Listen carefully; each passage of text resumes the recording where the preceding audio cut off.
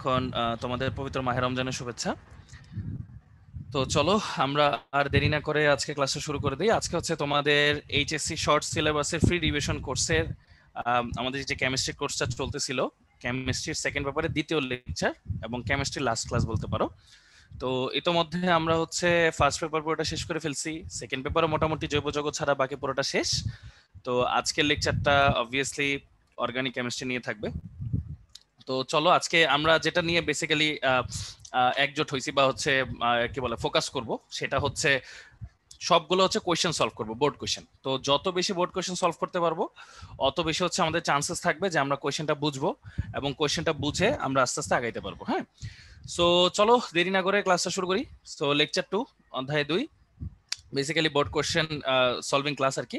So দেখো, প্রথমে যে স্লাইডটা দেখতে পাচ্ছ এখানে হচ্ছে জৈব যৌগের বিস্তারিত একটা শাখা দেওয়া আছে। হ্যাঁ, তো জৈব যৌগের যে বিস্তারিত শাখাটার কথা লেখা আছে এখানে, এখানে বেসিক্যালি কি করছে যে কত প্রকারে এটাকে ভাগ করা যায় সেইভাবে লেখা হয়েছে। হ্যাঁ, তো এছাড়াও কিন্তু এটার আরো অনেকগুলো ভাগ আছে। হ্যাঁ, অনেক প্রকার আছে, অনেক ভাগ আছে, এদেরকে অনেক ধরনের মানে ছোট ছোট শ্রেণীতে আলাদা আলাদা ভাগ করা যায়, ওদেরও আবার আলাদা আলাদা শ্রেণী আছে। হ্যাঁ, এরকম থাকে। তো চলো প্রথমে কয়েকটা জিনিস দেখি। যে দেখো, প্রথমে লেখা আছে জৈব যৌগ মূলত কি। জৈব যৌগ মূলত হচ্ছে হাইড্রোকার্বন, তাই তো, মানে হচ্ছে কার্বন এন্ড হাইড্রোজেনের যৌগ। এই এছাড়াও জৈব যৌগে কি কি থাকতে পারে? এছাড়াও জৈব যৌগে থাকতে পারে হচ্ছে চপস এন। হ্যাঁ, CHOPSN মানে হচ্ছে carbon, hydrogen, oxygen, phosphorus, sulphur, nitrogen. এগুলা ওই যে তাদের সিরিয়াল অনুযায়ী আর কি, সবচেয়ে বেশি কার্বন থাকবে, দেন হাইড্রোজেন, দেন অক্সিজেন, দেন ফসফরাস, দেন সালফার, দেন হচ্ছে নাইট্রোজেন। এছাড়াও আরো অনেক কিছু থাকতে পারে। তো গেল জৈব যৌগের এটা প্রথম প্রাথমিক কথাবার্তা, যে সকল ধরনের হাইড্রোকার্বনকেই আমরা কোন শ্রেণীতে ফেলতে পারি? জৈব যৌগের শ্রেণীতে ফেলতে পারি। গেল, তারপর থাকে হচ্ছে জৈব যৌগ মূলত কয় প্রকার। তো জৈব যৌগ হচ্ছে মূলত দুই প্রকার, একটা হচ্ছে অ্যালিফ্যাটিক আর একটা হচ্ছে অ্যারোমেটিক। তো অ্যারোমেটিক মানে সুগন্ধি যে ব্যাপারটা, এরকম কিন্তু আসলে না। তো জৈব যৌগ যখন প্রথম দিকে, প্রাথমিক দিকে জৈব যৌগ নিয়ে যখন গবেষণা হতো, তখন বিজ্ঞানীরা মনে করতেন যে হচ্ছে যেগুলোর মধ্যে সুগন্ধ আছে তারা হচ্ছে অ্যারোমেটিক শ্রেণীর মধ্যে পড়বে, আর যেগুলোর মধ্যে দুর্গন্ধ আছে তারা হচ্ছে পড়বে বেসিক্যালি অ্যালিফ্যাটিকের মধ্যে। কিন্তু পরবর্তীতে যখন আরেকজন বিজ্ঞানী ছিলেন হাকেল, উনি হচ্ছেন যখন একটা নীতি দিছেন, নীতিটার নাম অবশ্যই বুঝতেই পারতেছো, হাকেল নীতি, যেটা তোমরা সবাই অলরেডি পড়ে ফেলছো। তো হাকেল নীতি অনুযায়ী যারা হাকেল নীতি মানে তারা হয় হচ্ছে কি অ্যারোমেটিক যৌগ, আর যারা হাকেল নীতি মানে না তারা হচ্ছে অ্যালিফ্যাটিক যৌগ। তো তখন দেখা গেল কি যে মোটামুটি অলমোস্ট 95% যৌগই বিশ্রী গন্ধযুক্ত, তারা অ্যারোমেটিকের মধ্যে পড়ছে। তো ব্যাপারটা সার্কাজম হোক আর যেই হোক না কেন, ব্যাপারটা হয়ে গেছে আর কি। তো এই নামটা তো আর চেঞ্জ করা যাবে না, বাট হাকেল নীতি যারা মানে তারা হচ্ছে অ্যারোমেটিকের মধ্যে পড়বে। সুগন্ধ না বলে জাস্ট গন্ধযুক্ত বলাটাই বেটার। আর আরেকটা হচ্ছে যারা হাকেল নীতি মানবে না তারা হচ্ছে অ্যালিফ্যাটিক শ্রেণীর মধ্যে পড়বে। গেল, এখন তোমরা দেখতে পাচ্ছ যে অ্যারোমেটিকের শ্রেণী বিভাগটা একটু ছোট, মানে এদের হচ্ছে বিক্রিয়া বেশি, বাট এদের হচ্ছে তোমার শ্রেণী বিভাগটা ছোট এবং খুব সিম্পল এবং ইজি। যে এটা হচ্ছে দুই ভাগে বিভক্ত, একটা হচ্ছে সুষম চাকরিক যৌগ আর একটা হচ্ছে বিষম চাকরিক যৌগ। তো সুষম চাকরিক যৌগ বলতে কি বোঝায়, চাকরিক বলতে কি বোঝায়, সাইক্লো যৌগ যেগুলা, তাই না, মানে হচ্ছে সার্কেল করে আছে, মানে কোনো খোলা প্রান্ত নাই। তো প্রত্যেকটা মাথায় যে সাইকেলটা আছে না, বা বৃত্তটা আছে, বা চক্রটা আছে, চক্রের প্রত্যেকটা মাথায় যদি কার্বনের বেস থাকে, হ্যাঁ, ভিত্তিটা যদি কার্বন দিয়ে তৈরি হয়, তখন আমরা তাকে বলবো কি সুষম চাকরিক যৌগ। আর যদি সেখানে কার্বন ছাড়াও অন্য কেউ থাকে, নাইট্রোজেন থাকতে পারে, অক্সিজেন থাকতে পারে, সালফার থাকতে পারে, অনেকেই থাকতে পারে, তো ওগুলা থাকলে আমরা তখন তাদের কি বলবো, বিষম চাকরিক যৌগ। হ্যাঁ, ঠিক সিমিলারলি অ্যালিফ্যাটিকের মধ্যেও কিন্তু দুই ভাগে বিভক্ত, একটা হচ্ছে মুক্ত শিকল আর একটা বদ্ধ শিকল। এই বদ্ধ শিকলটা অ্যারোমেটিকের ওই চাকরিকের মতোই অনেকটা। হ্যাঁ, তো এটাও দুই প্রকার সিমিলার, একটা হচ্ছে সুষম চাকরিক যৌগ আর একটা হচ্ছে বিষম চাকরিক যৌগ। তো এরপর যে কথাটা থাকে, যে সেম কথা, যে সুষম চাকরিক বলতে কি বোঝায়, অ্যাকচুয়ালি সুষম চাকরিক বলতে বোঝায় চক্রের প্রতিটা মাথায় কার্বন থাকবে, বিষম চাকরিক বলতে বোঝায় চক্রের প্রতিটা মাথায় কার্বন ছাড়াও অন্য কেউ থাকবেই, সেটা অক্সিজেন হোক, সালফার হোক, নাইট্রোজেন হোক, ফসফরাস হোক, যে কেউ হইতে পারে। আচ্ছা, তো তারপর গেল হচ্ছে আমাদের মুক্ত শিকল। এখন মুক্ত শিকল হচ্ছে বেসিক্যালি দুই প্রকার, একটা হচ্ছে সরল শিকল আর একটা শাখা শিকল। তো তো সরল শিকল যেটা ভাইয়া, সরল শিকল হচ্ছে মূলত 1 ডিগ্রি বা প্রাইমারি। হ্যাঁ, প্রাইমারি যৌগ বলা হয় এদেরকে। এটা হচ্ছে সরল শিকল, মানে সিম্পল চেইন, কোনো শাখা টাখা নাই। আর শাখা শিকল হচ্ছে মূলত 2 প্রকারে আমরা ভাগ করতে পারি। একটার নাম দিব হচ্ছে আমরা আইসো, যেটা 2 ডিগ্রি বা সেকেন্ডারি। হ্যাঁ, সেকেন্ডারি।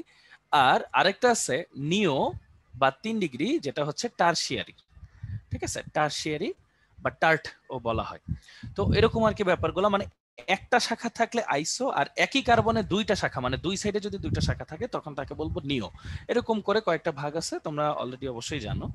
এবং দেখো, সরল শিকল বা শাখা শিকল যেই শিকলই বলো না কেন, ওগুলো প্রত্যেকেই 2 প্রকার।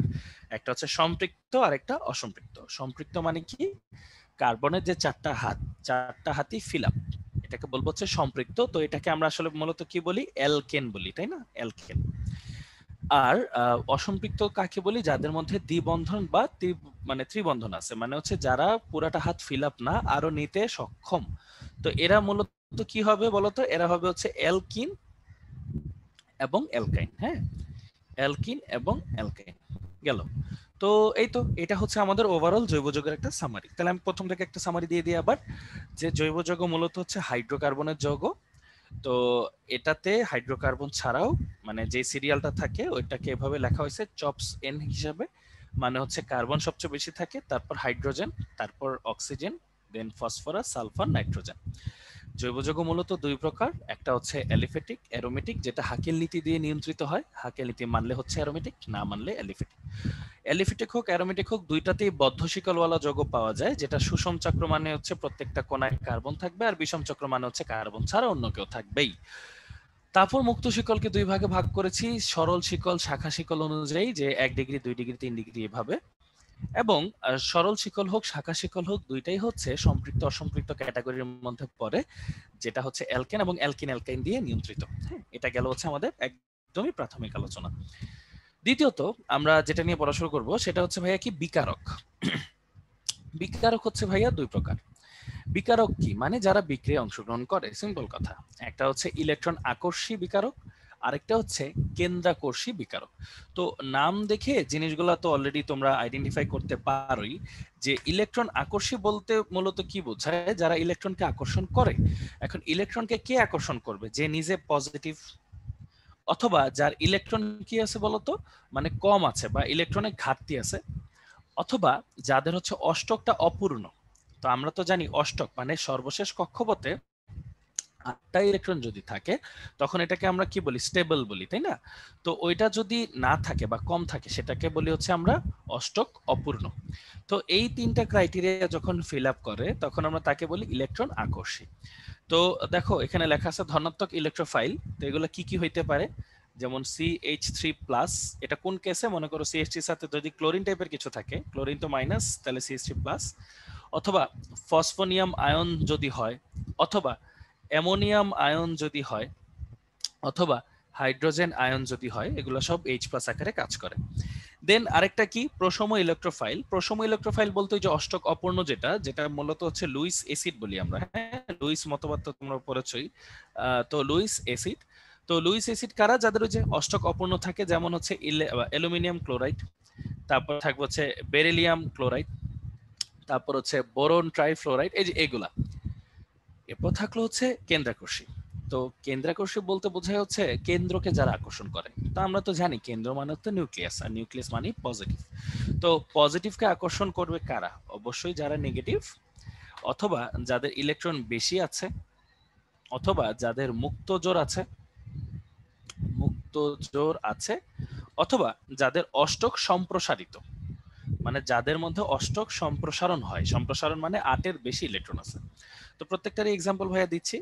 তো দেখো, ঋণাত্মক ইলেকট্রো মানে নিউক্লিওফাইলের মধ্যে কে পড়ে, CH3-। এটা মাইনাস কখন হয়, যখন হচ্ছে CH3 এর সাথে H থাকে, কারণ হাইড্রোজেন তো প্লাস, তাহলে বাকিটুকু অবশ্যই মাইনাস।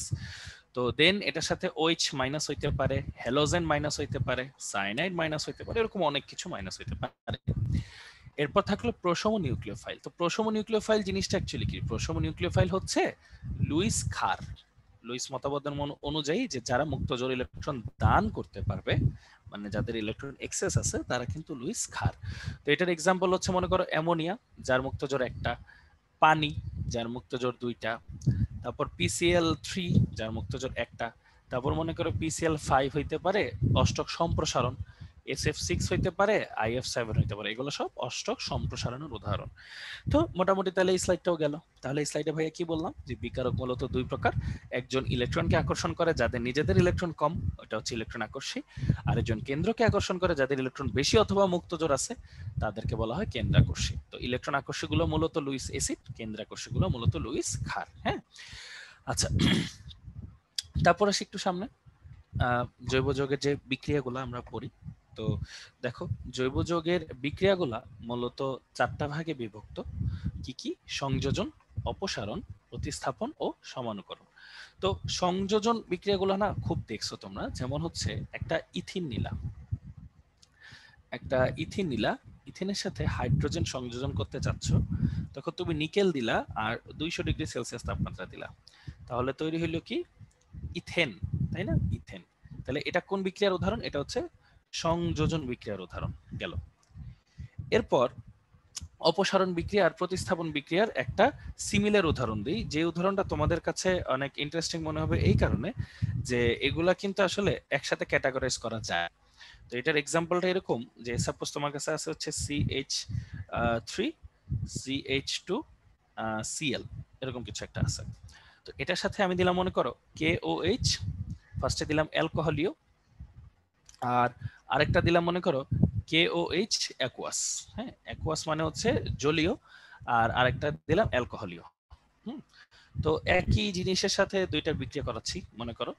তো তোমরা হয়তো জানো যে হচ্ছে অ্যালকোহলীয় ভার্সন থাকা মানে হচ্ছে এখানে অপসারণ বিক্রিয়া হবে, খালি বাদ হবে, আর অ্যাকুয়াস থাকার মানে হচ্ছে এখানে প্রতিস্থাপন বিক্রিয়া হবে।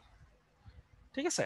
সো খেয়াল করো, অপসারণ মানে হচ্ছে এই পটাশিয়াম এই ক্লোরিনকে নিয়ে যাবে KCl, প্লাস এই OH-টা এখানের একটা H কে নিয়ে যাবে, তাহলে পানি ফর্ম করলো, প্লাস তাহলে এখানের একটা হাত খালি, এখানের একটা হাত খালি, তাহলে ওদের মধ্যে কি হবে? একটা ডাবল বন্ড ফর্ম করবে, হয়ে গেল অ্যালকিন। অপসারণ মানে হচ্ছে এক স্টেপ ব্যাকওয়ার্ডে চলে যাওয়া। অ্যালকেন হইলে অ্যালকিন হবে, অ্যালকিন হলে অ্যালকাইন হবে। এখন একটা প্রশ্ন করতে পারো যে ভাইয়া অ্যালকাইনকে অপসারণ করলে কি হয়? অ্যালকাইনকে অপসারণ করা যায় না। ঠিক আছে, এটা হচ্ছে তোমাদের অ্যান্সার।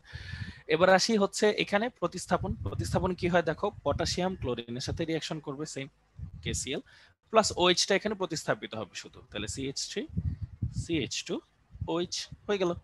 তাহলে অ্যালকোহল তৈরি হলো। তাহলে প্রতিস্থাপন বিক্রিয়া এবং অপসারণ বিক্রিয়া আমরা আশা করি শিখলাম। এবার আসলো সমানুকরণ বিক্রিয়া। তো সমানুকরণ বিক্রিয়াটা আরো মজা, এটা তোমরা আরো আগে পড়ছো। সেটা হচ্ছে মনে করো যে অ্যামোনিয়াম সায়ানাইডকে বিভিন্ন তাপমাত্রা ও চাপে উত্তপ্ত করে কি পাওয়া যায় ভাইয়া? ইউরিয়া পাওয়া যায়। তো এই জিনিসগুলো কিন্তু তোমরা আই গেস খুব ভালো মতোই পড়ছো। তো এটা হচ্ছে ইউরিয়ার প্রস্তুতি। তো এখানে দেখো বাম পাশে যা যা আছে ডান পাশে তাই আছে, জাস্ট এখানে কি হয়েছে? পুনর্বিন্যাস হয়েছে, বুঝছো? তো এটাকেই বলা হয় আসলে সমানুকরণ বিক্রিয়া। তো এই যে এরকম যে পুনর্বিন্যাসের মাধ্যমে হইলো বা যেমনি হোক হইলো, তো সমানুকরণ যে বিক্রিয়াটা, মানে সমানু বলতে বোঝায় দুইজনের অণু সেম বাট কার্যকরী মূলকটা আলাদা আর কি, বুঝতেছো? সো এইভাবে হচ্ছে চার ধরনের বিক্রিয়া কাজ করে। হুম, তো সবাই ওই তো 1 মিনিট একটু দেখো ঠান্ডা মাথায়, তারপর হচ্ছে ভাই আবার কন্টিনিউ করতেছি।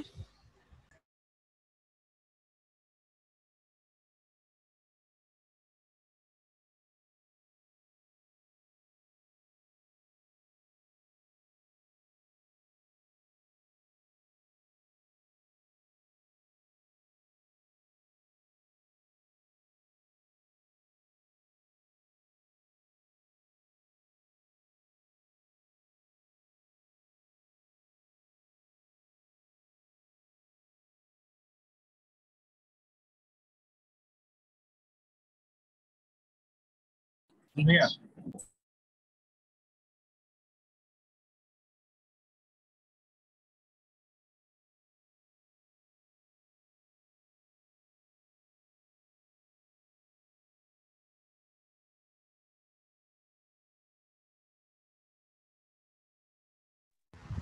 ফারুক ভাই কি আমাকে ডাকলেন? ভাইয়া আচ্ছা, হঠাৎ করে ডাকলেন ভাই, কিছু হয়েছে? before two tego hello hello, কি কি ভাইয়া? হ্যালো হ্যালো ফারুক ভাই, কিছু বললেন? ভাইয়া দেখতেছেন নাকি? না না না না না, আমি ওদেরকে একটু যে 1 মিনিট সময় দিচ্ছি, কি একটু দেখুক, তারপর আবার লিখবো আর কি, এই ওইটা। আচ্ছা, তো মোটামুটি আমাদের তো 1 মিনিট সময় হয়েছে, মানে ওদেরকে একটু টাইম দিয়ে লিখতে দিতেছি আর কি, বুঝছেন, এই আর কি। আচ্ছা, তো চলো তারপর সামনের দিকে যাই। হ্যাঁ, তারপর দেখো এখানে বেনজিনের রাসায়নিক বিক্রিয়াগুলো লেখা আছে। তো বেনজিনের রাসায়নিক বিক্রিয়াগুলো কেন লেখা আছে, এগুলো হচ্ছে খুবই ইম্পর্টেন্ট, বুঝছো? তো এগুলা থেকে অনেক ধরনের রিঅ্যাকশন আছে, অনেক কিছু আছে। তো এগুলো একটু দেখো, আমি হচ্ছে কয়েকটা টাইপ তোমাদের দেখাই যেটা আসলে কাজ করে কিভাবে। হ্যাঁ, যেমন নাইট্রেশন, এটা কিন্তু প্রচুর আসে। এটা কেমনে আসে দেখাই। মনে করো তোমার কাছে বেনজিন আছে, এটার সাথে নাইট্রিক অ্যাসিডটা কিভাবে ভাঙে দেখো, OH NO2, এটা হয় মাইনাস, এই পাশটা হয় প্লাস। তাহলে ও কি করে, এদিকে অ্যাটাক করে আর কি, অ্যাটাক করে এরকম একটা সিগমা কমপ্লেক্স তৈরি করে,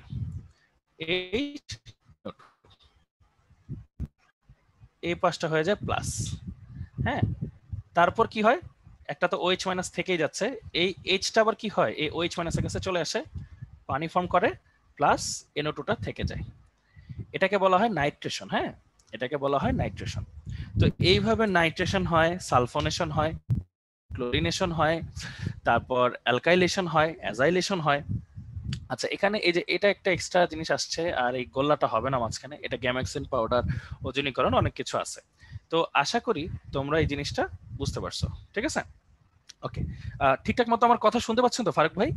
মানে আমার কথা কি ঠিক মতো শোনা যাচ্ছে? ফারুক ভাই, শাহ হ্যাঁ আলম ভাইয়া ভাই। শোনা যাচ্ছে। আচ্ছা আচ্ছা, ওই সময় কোনো সমস্যা ছিল? কি ভাই শোনা যাচ্ছে? আচ্ছা, না মানে ভাইয়া ওই সময় ঠিক কি আছে। কোনো ঝামেলা ছিল? আচ্ছা আচ্ছা আচ্ছা, ঠিক আছে ভাই। আচ্ছা, তাহলে এটা হচ্ছে, আমরা তাহলে একটু দেখি যে এইখানে মূলত আমরা কি বলছি। যে এই যে দেখো, নাইট্রেশনটা যেমনি দেখালাম, ঠিক তেমনি যে ক্লোরিনেশন হয়, সালফোনেশন হয়, অ্যালকাইলেশন হয়, তারপর এই যে এখানে হাইড্রোজিনেশন হয়েছে, এখানে জাস্ট কি হয়েছে, এখানে ক্লোরিনেশন হয়েছে, এখানে ওজোনালাইসিস হয়েছে। তো এই জিনিসগুলো কিন্তু আমরা মোটামুটি জানি, তাই না? সিম্পল জিনিস। তো আশা করি এই জিনিসগুলো তোমরা প্রত্যেকেই বুঝো এবং জানো, এবং আশা করি এটা প্রত্যেকে তোমরা পারবে ইনশাআল্লাহ। আচ্ছা, তো চলো এবার একটু সামনের দিকে আসি। দেখো, প্রথম প্রশ্ন, 1 ডিগ্রি অপেক্ষা 2 ডিগ্রি কার্বনায়ন স্বল্পস্থায়ী কেন? আচ্ছা, আগে 1 ডিগ্রি কার্বনায়ন কি? এই যে কার্বনায়ন, 1 ডিগ্রি মানে একটা আর, এখানে একটা এইচ, এখানে একটা এইচ, এটা 1 ডিগ্রি কার্বনায়ন। 2 ডিগ্রি কার্বনায়ন কি? তার মানে 2টা আর হবে, 2টা আর, একটা এইচ, তাহলে এটা হচ্ছে 2 ডিগ্রি কার্বনায়ন গেল।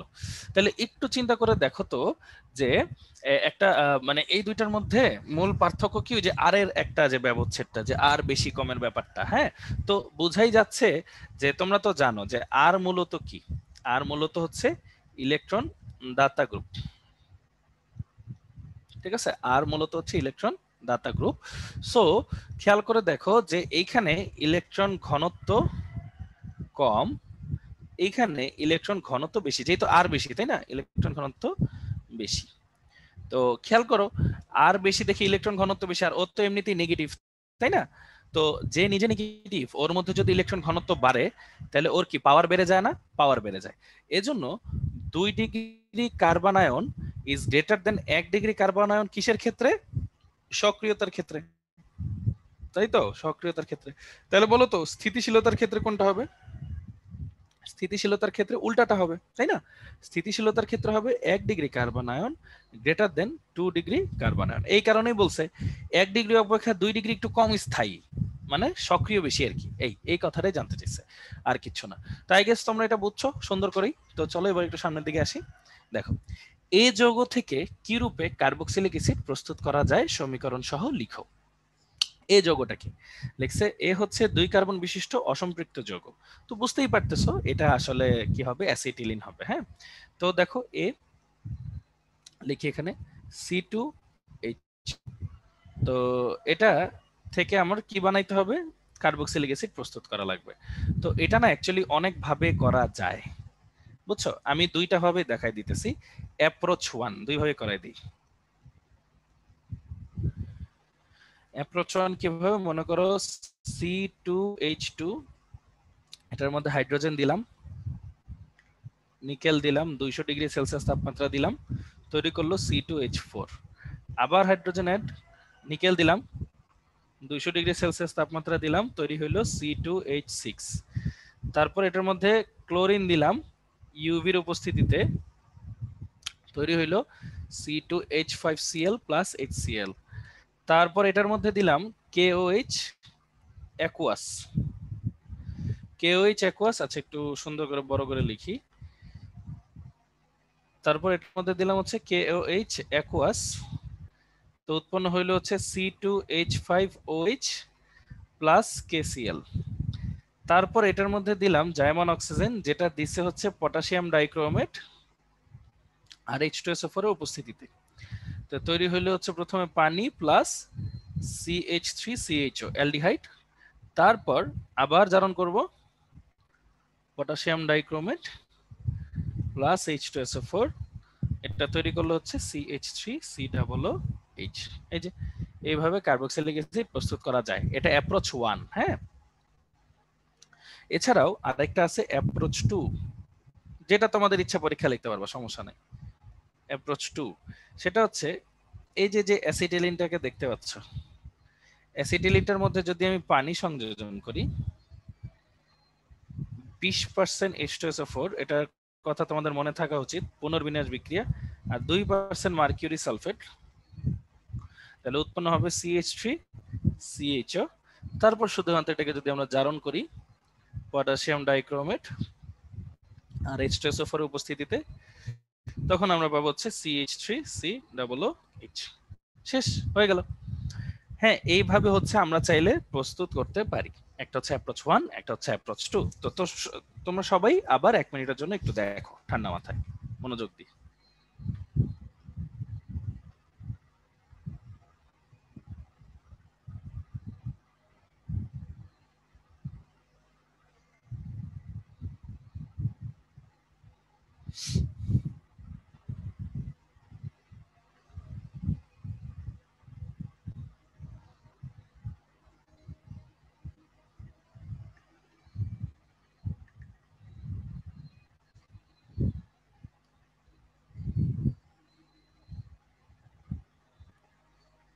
আচ্ছা, তো আই গেস তোমরা এটা দেখছো। তো দুই ভাবে এটা প্রস্তুত করা যায় সুন্দর করে। তো দুই ভাবে প্রস্তুতি খুবই সুন্দর, খুবই সিম্পল এলিগেন্ট ওয়ে। তো একভাবে হচ্ছে নর্মাল অ্যাপ্রোচ, যে অ্যালকাইন থেকে অ্যালকিন, দেন অ্যালকেন, দেন অ্যালকাইল হ্যালাইড, দেন অ্যালকোহল, দেন অ্যালডিহাইড, দেন অ্যাসিড, এইভাবে তৈরি করা যায়। অথবা অ্যালকাইনকে পানি যোজন করে পুনর্বিন্যাস বিক্রিয়ার মাধ্যমে অ্যালডিহাইড প্রস্তুত করে তারপর অ্যাসিড প্রস্তুত করা, জারণ করে। হ্যাঁ, সিম্পল, এইভাবে করা যায়। আচ্ছা, চলো সামনে আসি। দেখো, বিওসি এর মধ্যে কোনটি ইলেকট্রন আকর্ষণ প্রতিস্থাপন বিক্রিয়া অধিক সক্রিয়, ব্যাখ্যা করো। আচ্ছা, তোমরা প্রশ্নটা দেখে বোঝাই যাচ্ছে যে বি জিনিসটা হচ্ছে, এক মিনিট, এরকম টাইপের প্রশ্ন কিন্তু প্রচুর আসে। হ্যাঁ, আমরা সামনে আরো অনেক দেখব। বিটা হচ্ছে তোমার বেনজিন, বিটা হচ্ছে মূলত বেনজিন। আচ্ছা, সিটা কি? সিটা দেখেও বুঝতেছো যে সিটা হচ্ছে মূলত টলুইন, সিটা হচ্ছে মূলত টলুইন। আচ্ছা, এখন ইলেকট্রন দান করতে পারে কে বেশি? হ্যাঁ, ইলেকট্রন দান করার প্রবণতা CH3 is greater then H। হ্যাঁ, CH3 বেশি। তাহলে সুতরাং রেজোনেন্স বেশি হবে কোথায়? সি তে। সুতরাং C is greater than B সক্রিয়তার দিক থেকে, কারণ হাইড্রোজেনের চেয়ে CH3 যে ও বেশি ইলেকট্রন দান করার প্রবণতা আছে, তার মানে রেজোনেন্সও বেশি হবে। রেজোনেন্স বেশি মানে বেশি সক্রিয়। শেষ হয়ে গেল। এটা হচ্ছে আমাদের এই প্রশ্নগুলোর সমাধান। খুব সিম্পল সিম্পল ছোট ছোট প্রশ্নগুলোর সমাধান। আচ্ছা, তারপর চলো একটু সামনের দিকে আসি। দেখো, উদ্দীপকের এ ও সি যৌগের পারস্পরিক পরিবর্তন সমীকরণ সহ বর্ণনা করো। এখন দেখতে হবে এ কি আর সি কি। দেখতেই পাচ্ছ, বোঝাই যায় যে এ হচ্ছে তোমার মূলত বেনজিন, আর সি হচ্ছে তোমার মূলত টলুইন। তো ওদের পারস্পরিক রূপান্তর জানতে চাইছে, ঠিক আছে। তো প্রথমে রূপান্তরটা তো অলরেডি দেওয়াই আছে, যে এ থেকে সি এর রূপান্তর যেটা, এটা তো এখানেই দেওয়া আছে যে বেনজিন, এটা যে এইচ আছে এটার সাথে CH3Cl এর বিক্রিয়া করালে শুষ্ক অ্যালুমিনিয়াম ক্লোরাইডের উপস্থিতিতে কি হয়, HCl ফর্ম করে এন্ড CH3 টলুইন তৈরি হয়, ঠিক আছে। এই হলো ঘটনা, এটা সহজ। কিন্তু যদি আমি উল্টা যাই, সি থেকে এ যাই, তখন কি হয় দেখো, আমার কাছে আছে হচ্ছে CH3, এখানে তাহলে আমার এই কার্বনটা সরাইতে হবে, মানে ডিকার্বক্সিলেশন করতে হবে, তার মানে আগে জারণ টারণ করতে হবে। তো এই জারণটা করব হচ্ছে ম্যাঙ্গানেজ ডাইঅক্সাইডের উপস্থিতিতে।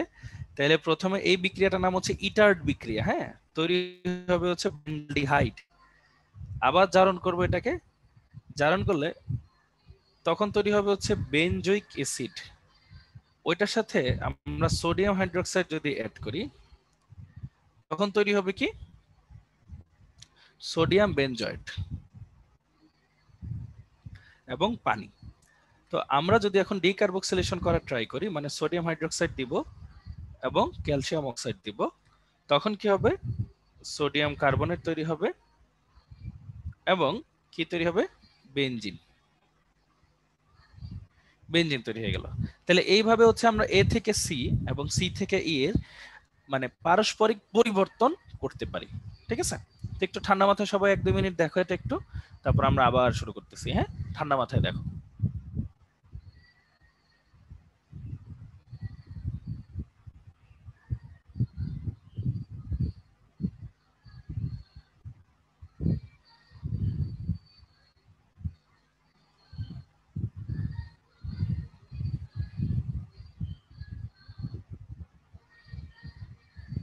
আচ্ছা, তো আই গেস তোমরা এটা দেখছো, খুবই সিম্পল প্রসেস, ডিকার্বক্সিলেশন করছি আর জাস্ট ফিডেলক্রাফট অ্যালকাইলেশন করছি, হ্যাঁ।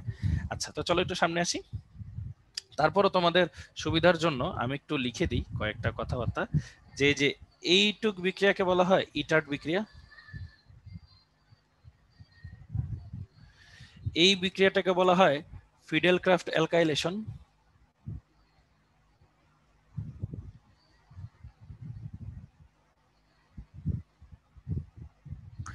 আর এইটুক বিক্রিয়াকে বলা হয় হচ্ছে ডিকার্বক্সিলেশন।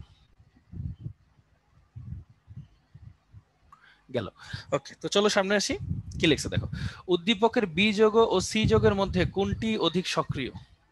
তো বোঝাই যাচ্ছে এখানে নাইট্রেশন হয়েছে, কারণ নাইট্রিক অ্যাসিড আছে, আর এখানে সি মানে ওই যে টলুইন, তো জানি। তাহলে দেখো, একটা হচ্ছে নাইট্রোবেনজিন যেটা বি, আরেকটা হচ্ছে টলুইন যেটা সি। তো এটা তোমরা সবাই জানো, এটা হচ্ছে মেটা নির্দেশক, যেটার আরেক নাম হচ্ছে নিষ্ক্রিয়কারী গ্রুপ, মানে NO2 যেটা নিষ্ক্রিয়কারী গ্রুপ।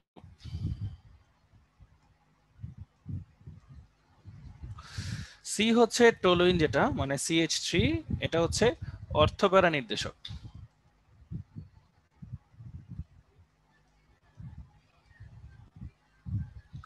মানে হচ্ছে এটা সক্রিয়কারী group.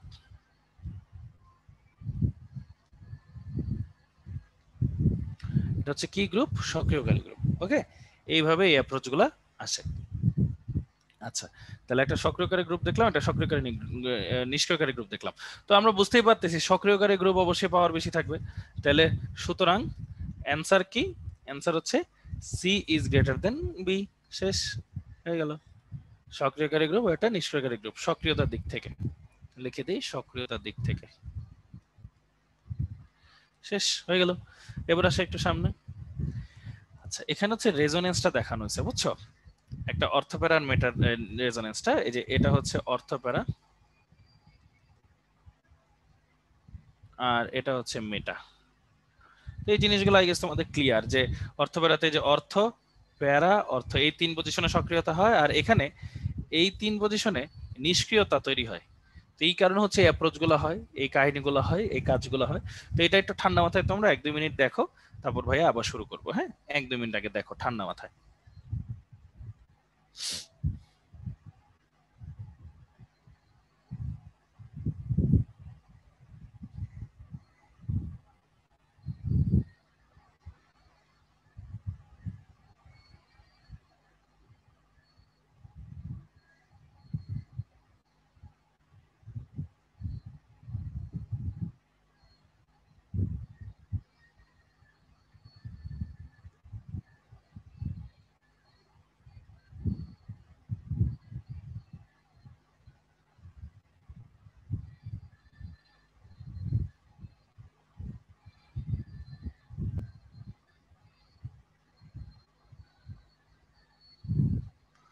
Okay, so I guess মোটামুটি দেখতেছো, একটু দেখো ঠান্ডা মাথায়, এটা একটু অনেক ইম্পর্টেন্ট কিন্তু। হ্যাঁ, 1-2 মিনিট হোক, তারপর আমরা শুরু করতেছি, দেখতে থাকো।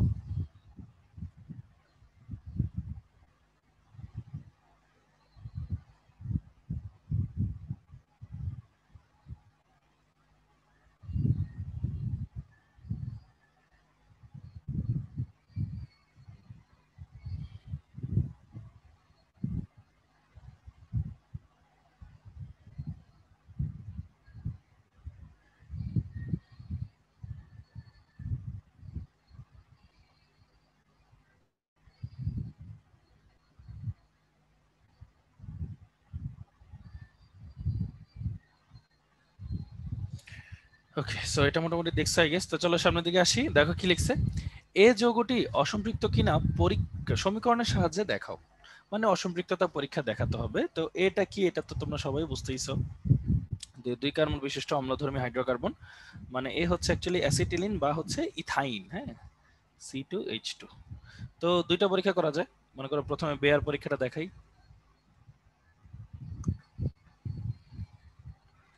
বেয়ার পরীক্ষা কি হয় বেসিক্যালি, দেখো C triple bond CH plus 2H2O plus 2O, ক্ষারীয় পটাশিয়াম পারম্যাঙ্গানেটের উপস্থিতিতে, যেটা কালার হচ্ছে বেগুনি। তারপর এটা বিক্রিয়া করার পরে এদের কালার চেঞ্জ হয়ে যায়,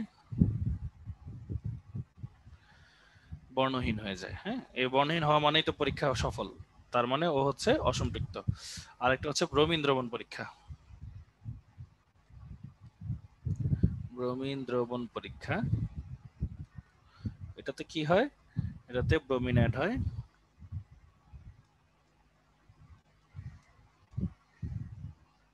ব্রোমিন হচ্ছে লাল বর্ণের। এটা পরে কি হয় দেখো, CCl4 এর উপস্থিতিতে 4টা ব্রোমিনই হচ্ছে এখানে ঢুকে যায়।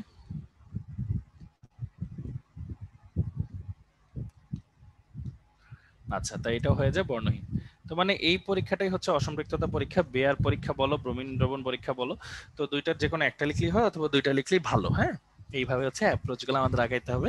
আর এগুলো যেহেতু অসম্পৃক্ততা পরীক্ষা, মানে কালার চেঞ্জ করা মানে এটা অসম্পৃক্ত, আর কালার সেম থাকলে হয়তো সম্পৃক্ত, মানে যেটা শুধু অ্যালকেনের ক্ষেত্রে খাটতো। হ্যাঁ, এই হচ্ছে ঘটনা।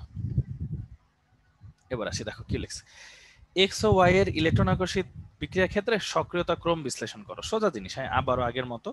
এক্সটা দেখতেই পাচ্ছ, এটা নাইট্রিক অ্যাসিডের কাহিনী, মানে নাইট্রোবেনজিন, আর ওয়াইটা হচ্ছে টলুইন। হ্যাঁ, তো দেখতেই পাচ্ছ নাইট্রোবেনজিনটা কি, এক্স, আর টলুইনটা কি, ওয়াই। তো পূর্বেই বলা পূর্বেই বলা হয়েছে সক্রিয়তা ওয়াই গ্রেটার দেন এক্স। এটা তো জানোই, কারণ কি, ও অর্থপেরা নির্দেশক আর এ হচ্ছে মেটা নির্দেশক। এই, সে একজন সক্রিয়কারী একজন নিষ্ক্রিয়কারী, সিম্পল কথা। হ্যাঁ, এগুলোর বিশ্লেষণ দিবা। আচ্ছা, এরপর দেখো ঘনীভবন পলিমার কি। মিথানেল ও মিথানল সমগোত্রক নয়। ঘনীভবন পলিমার হচ্ছে যে পলিমার বিক্রিয়ায় পানি অপসারিত হয়, পানি অপসারিত হয়ে ঘন হয় আর কি। ঠিক আছে, যে বিক্রিয়ায় পানি অপসারিত হয়ে জিনিসটা আরো ঘন হয়, তাকে বলা হয় ঘনীভবন পলিমার। এরপর বলছে মিথানল ও মিথানেল সমগোত্রক নয়। মিথানল মানে হচ্ছে CH3OH, মিথানেল হচ্ছে HCHO। এটা হচ্ছে অ্যালকোহল শ্রেণীভুক্ত, আর এটা হচ্ছে অ্যালডিহাইড শ্রেণীভুক্ত। এই জন্য সমগোত্রক নয়। ঠিক আছে, সিম্পল কথা। একটা অ্যালকোহল, একটা অ্যালডিহাইড। ওকে, তারপর দেখো লেখো, এই যৌগের প্রতিস্থাপন বিক্রিয়ার করার কারণ ব্যাখ্যা করো। এই যৌগের প্রতিস্থাপন বিক্রিয়া করার কারণ ব্যাখ্যা করো। এই যৌগটা কি, বোঝাই যাচ্ছে এই যৌগটা হচ্ছে বেনজিন। এই যৌগটা হচ্ছে বেনজিন। প্রতিস্থাপন করার কারণ হচ্ছে, লিখে দিই, কারণ হচ্ছে রেজোনেন্স বা ইলেকট্রনের ঘূর্ণন, বা ইলেকট্রন মেঘের ঘূর্ণন। ঠিক আছে, এই এইভাবে আশা করি জিনিসটা ব্যাখ্যা দিবা আর কি। জাস্ট ইলেকট্রন বেগের ঘূর্ণনের কারণে ও সামনে সবাইকে আকর্ষণ করে, এই কারণে হচ্ছে প্রতিস্থাপন বিক্রিয়া দেয়। আশা করি তোমরা জিনিসটা বুঝতে পারতেছো। হ্যাঁ, সহজ জিনিস। ওকে, সো চলো সামনের দিকে যাই। এক্স ও ওয়াই এর মধ্যে কোনটিকে নাইট্রেশন করলে অধিক তাপমাত্রার প্রয়োজন হবে? এক্স ও ওয়াই এর মধ্যে কোনটিকে নাইট্রেশন করলে অধিক তাপমাত্রার প্রয়োজন হবে? এখন অধিক তাপমাত্রা কার প্রয়োজন হয়? যার স্থায়িত্ব বেশি, সক্রিয়তা কম, তাই তো? তো আমরা জানি ওয়াই কি আর এক্স কি, এটা তো আমরা জানি। এক্স হচ্ছে দেখেই বোঝা যায় নাইট্রোবেনজিন, ঘুরে ফিরে একই কোশ্চেন। হ্যাঁ, ওয়াই কি দেখাই যায় টলুইন। তো বোঝাই যাইতেছে যে সক্রিয়তার দিক থেকে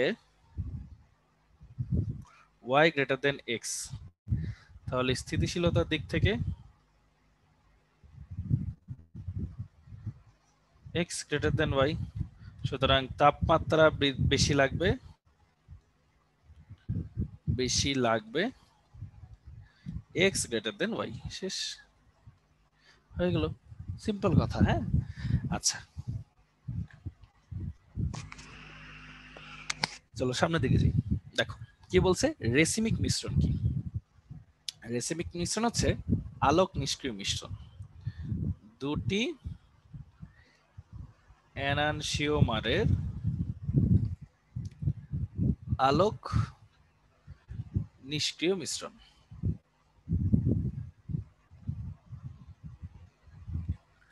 তারপর কি বলছে, ক্লোরোফর্মকে রঙিন বোতলে রাখা হয় কেন? দেখো CHCl3, এটাই হচ্ছে ক্লোরোফর্ম। এটা বাতাসের অক্সিজেনের সাথে সূর্যালোকের উপস্থিতিতে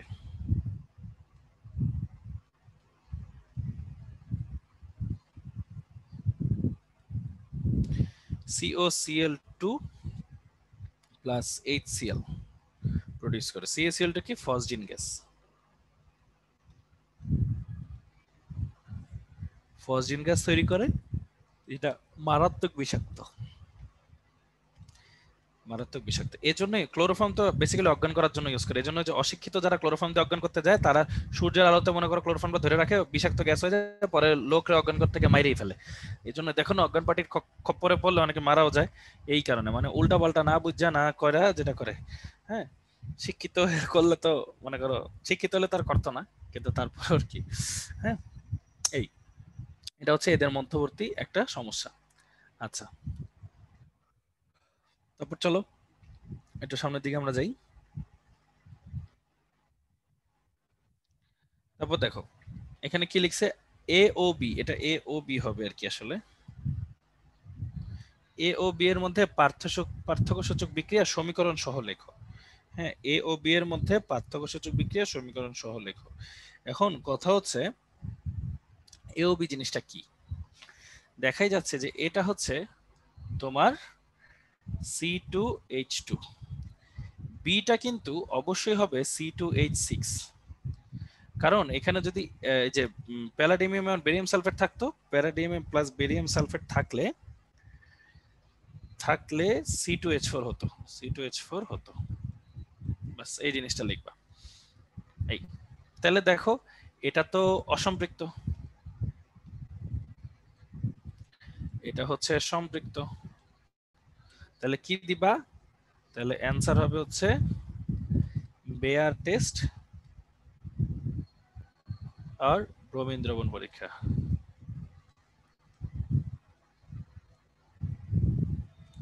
তাহলে বেয়ার পরীক্ষা আর ব্রোমিন দ্রবণ পরীক্ষা, এইভাবে জিনিসটা কাজ করবে। ঠিক আছে, আচ্ছা তাহলে আশা করি এটা বুঝছো।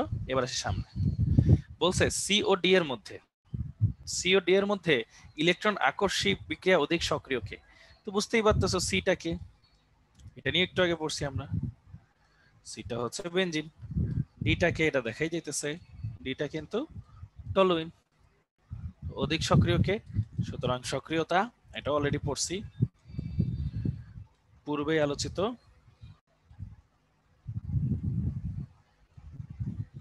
তো সক্রিয়তা হচ্ছে D greater than C.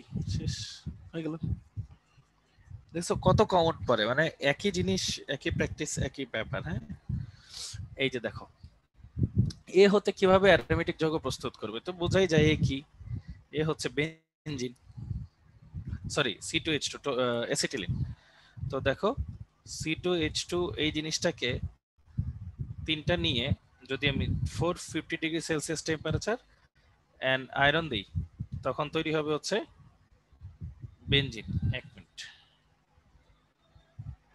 Benzene তৈরি হলো, শেষ। এভাবে অ্যারোমেটিক যৌগ প্রস্তুত করলাম। হ্যাঁ, সিম্পল একটা বিক্রিয়া, এ তো পারবাই। তারপর কি লিখছে দেখো, এ ও বি এর মধ্যে কোনটি অধিক সক্রিয়, অধিক অম্লীয় ব্যাখ্যা করো। দেখো অম্ল ধর্মের ব্যাখ্যা চাইছে, এ কি আর বি কি, দেখো এটা ইউজ করছে, এটা ইউজ করার মানে হচ্ছে C2H4 হবে। তো আলটিমেটলি এ কি, এ হচ্ছে তোমার C2H2, বি কি, বি হচ্ছে তোমার C2H4। এই তো ওদের মধ্যে মেইন পার্থক্যটা কি দেখাই। C2H2 অম্লধর্মী, HC ট্রিপল বন্ড CH, এটার সাথে যদি কপার ক্লোরাইড মানে ডাই অ্যামিন কপার ক্লোরাইডের বিক্রিয়া করাই, তখন কি হয়, কপার অ্যালকানাইডের লাল পদক্ষেপ পড়ে, কপার অ্যালকানাইডের লাল পদক্ষেপ পড়ে, plus ammonia plus ammonium chloride তৈরি হয়। তো এটা হচ্ছে, এ হইল অম্লধর্মী। C2H4 এমন বিক্রিয়া দেয় না, C2H4 এমন কোনো বিক্রিয়া দেয় না। তাহলে অ্যান্সার তো পেয়ে গেছো, কে অধিক অম্লীয়, তাহলে অ্যান্সার হচ্ছে এ অধিক অম্লীয়। শেষ হয়ে গেল, এ আর বি এর মধ্যে অধিক অম্লীয় হচ্ছে এ, কারণ ও এরকম বিক্রিয়া দেয়, কিন্তু কে দেয় না, এই বি দেয় না। ঠিক আছে, ও হচ্ছে এরকম বিক্রিয়া দেয় না। আচ্ছা, তাহলে এই জিনিসটা আমরা আশা করি বুঝে গেছি সুন্দর করে। 1 মিনিট সবাই।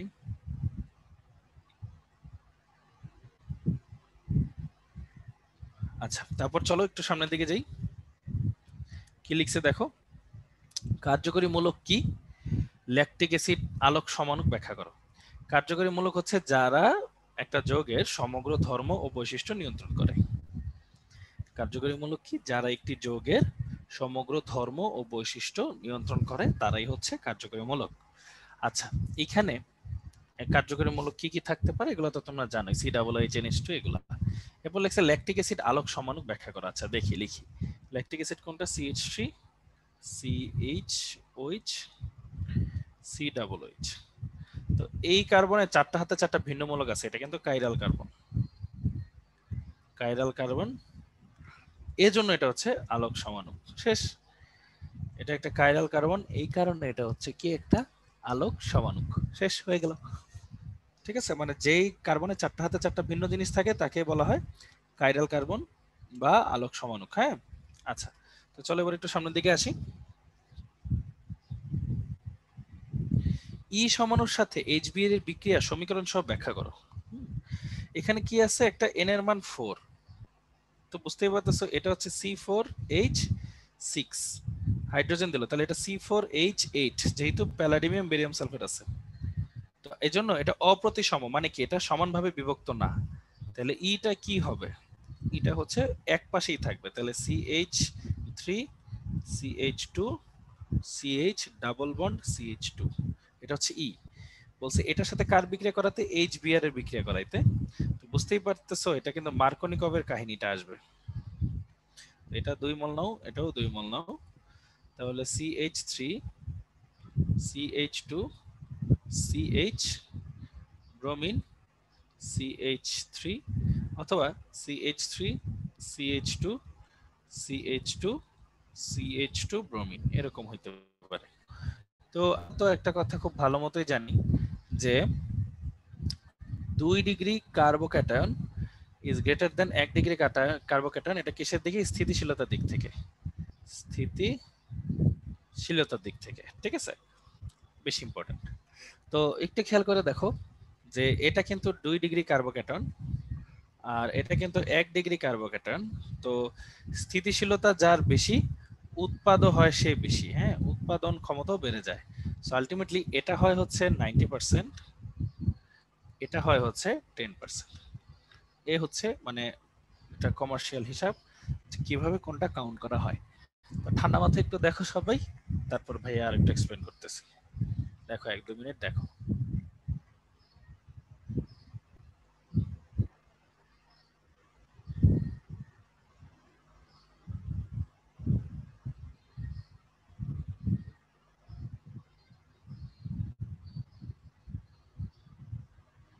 ওকে, তো আই গেস তোমরা এই জিনিসটা একটু ভালো মতোই দেখছো। তার মানে কি 2 ডিগ্রি কার্বোক্যাটায়ন 1 ডিগ্রির চেয়ে বেশি স্থিতিশীল, আর যেটা বেশি স্থিতিশীল ওটা উৎপন্ন হয় কিন্তু বেশি, হ্যাঁ, ওই সেন্সে এটা আসছে। তারপর দেখো ই আর ডি সমনের মধ্যে কোনটি সিস ট্রান্স সমানতা প্রদর্শন করবে ব্যাখ্যা করো। তো ডিটা তার মানে অবশ্যই প্রতিসম,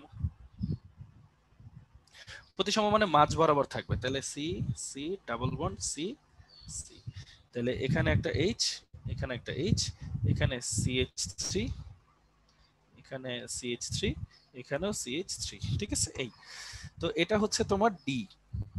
আর ইটা কি বললাম, এটা বললাম CH3 CH2 CH dot CH2, এটা বললাম ই। তো বোঝাই যাচ্ছে যে এইটা যদি আমি ভাঙি, এই পাশে একটা এইচ, এই পাশে একটা এইচ, হ্যাঁ, এই পাশে একটা এইচ, আর এই পাশে হলো মনে করো CH3 CH2, আর এই পাশে একটা এইচ। তো এটা কিন্তু হবে না, কারণ দুই পাশে হাইড্রোজেন আছে, হ্যাঁ, তাহলে এরকম কিন্তু হয় না। ওকে, তাহলে এটা কিন্তু বাদ। এবার থাকলো এইটা, এটাকে দেখো এটাকে কিভাবে লেখা যায়।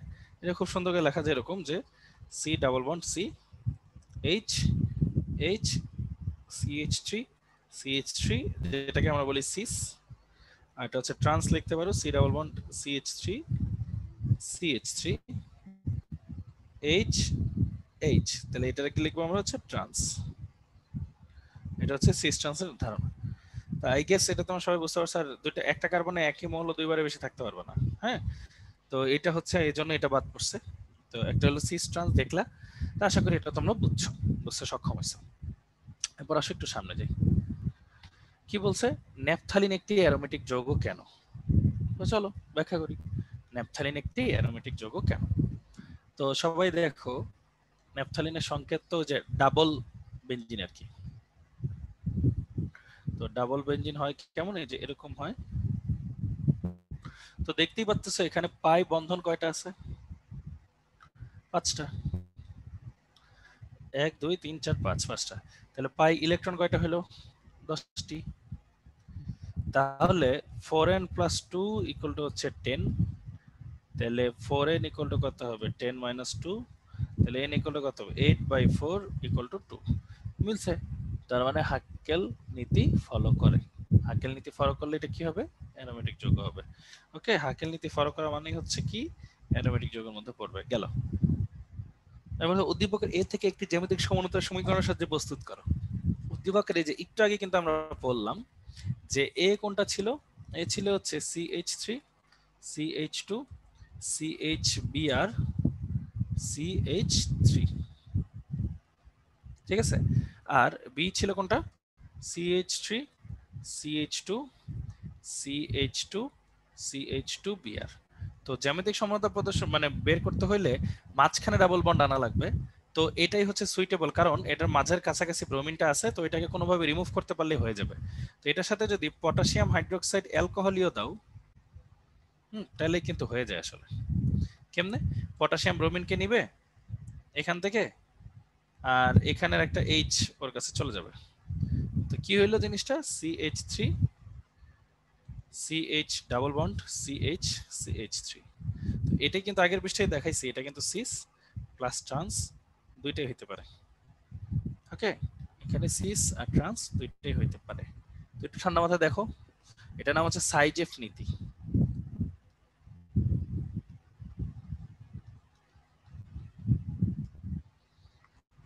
দেখে হলো সবাই ঠান্ডা ঠান্ডা মাথায়।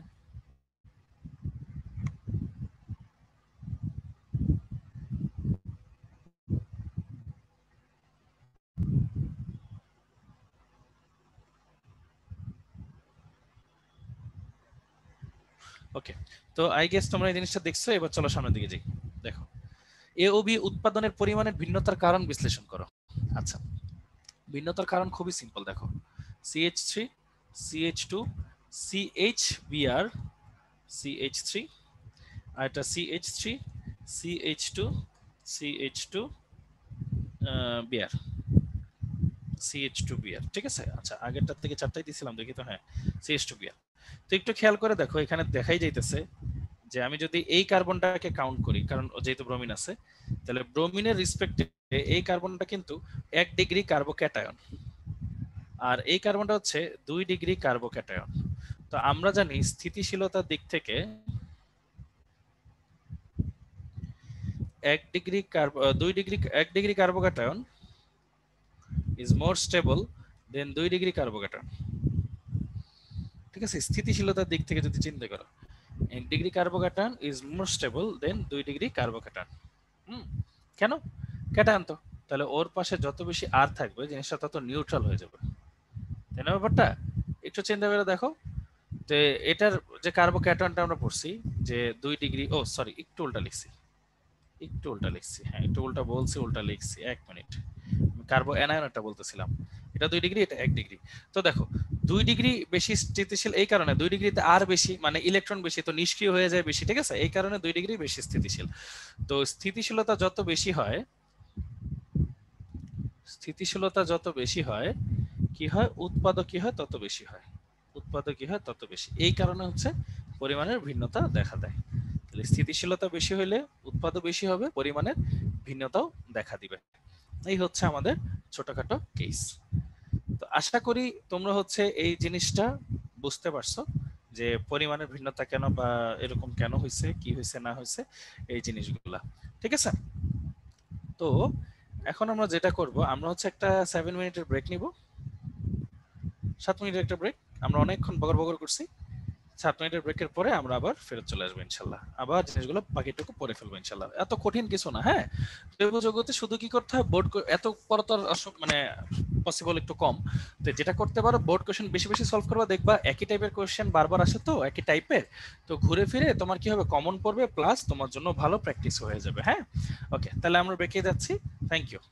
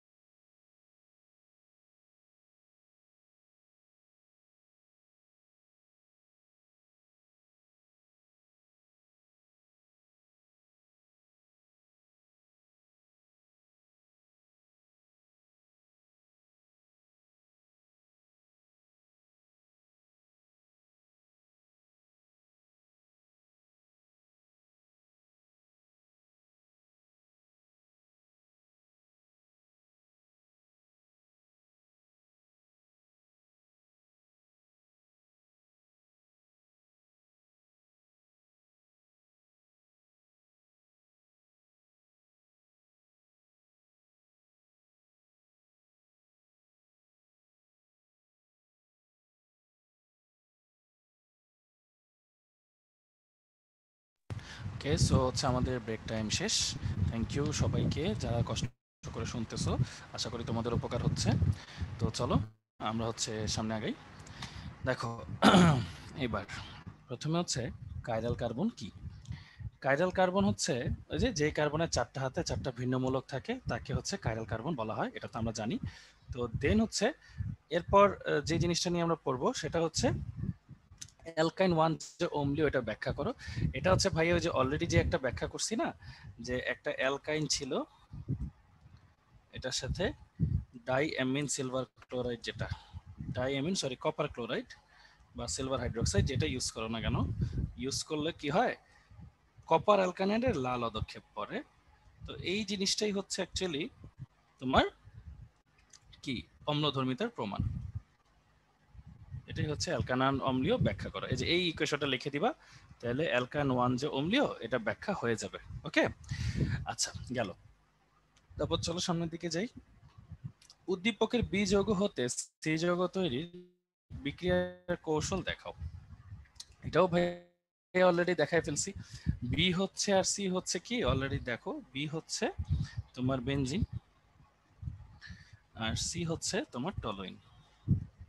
দেখো পড়ার মধ্যে কত কমন মিল আছে। হ্যাঁ, তো দেখো যদি মনে করো এইচ আছে, এটার সাথে কি হয়েছে, সরি এটা নাইট্রোবেনজিন, টলুইন না নাইট্রোবেনজিন, NO2 এটা যদি অ্যাড করো তাহলে দেখো OH তো মাইনাস, NO2 তো প্লাস। হ্যাঁ, আর এটা তো প্লাস, কি করে এটা এটাকে অ্যাটাক করে আর কি। তো অ্যাটাক করলে কি হয়, এরকম একটা কমপ্লেক্স যৌগ তৈরি হয় যেখানে NO2 থাকে, H ও থাকে, এটা সিগমা কমপ্লেক্স বলে। হ্যাঁ, তারপর হচ্ছে OH মাইনাসটা থেকে যায়, ওই OH মাইনাসটা আবার ওর সাথে চলে যাবে, তো ওরা তৈরি করে হচ্ছে পানি, প্লাস তৈরি হয়ে যায় নাইট্রোবেনজিন। ওকে, এইভাবে। তাহলে কি করে, ওই যে প্লাস গুলো একসাথে একটা সিগমা কমপ্লেক্স তৈরি করে, দেন হচ্ছে পানিটা আলাদা হয়ে নাইট্রোবেনজিন তৈরি হয়। পানিটা আলাদা হয়ে কি তৈরি হয়, নাইট্রোবেনজিন তৈরি হয়। ওকে, গেল। এটা হচ্ছে সিম্পল কয়েকটা ইকুয়েশন। আচ্ছা, তারপর চলো একটু সামনের দিকে যাই। আচ্ছা একটা মিনিট, আমার নেটটা একটু ল্যাগ করতেছে, আমি নেটের একটু কয়েকটা জিনিস ফোনে ডাটা কানেক্ট করি, একটা মিনিট।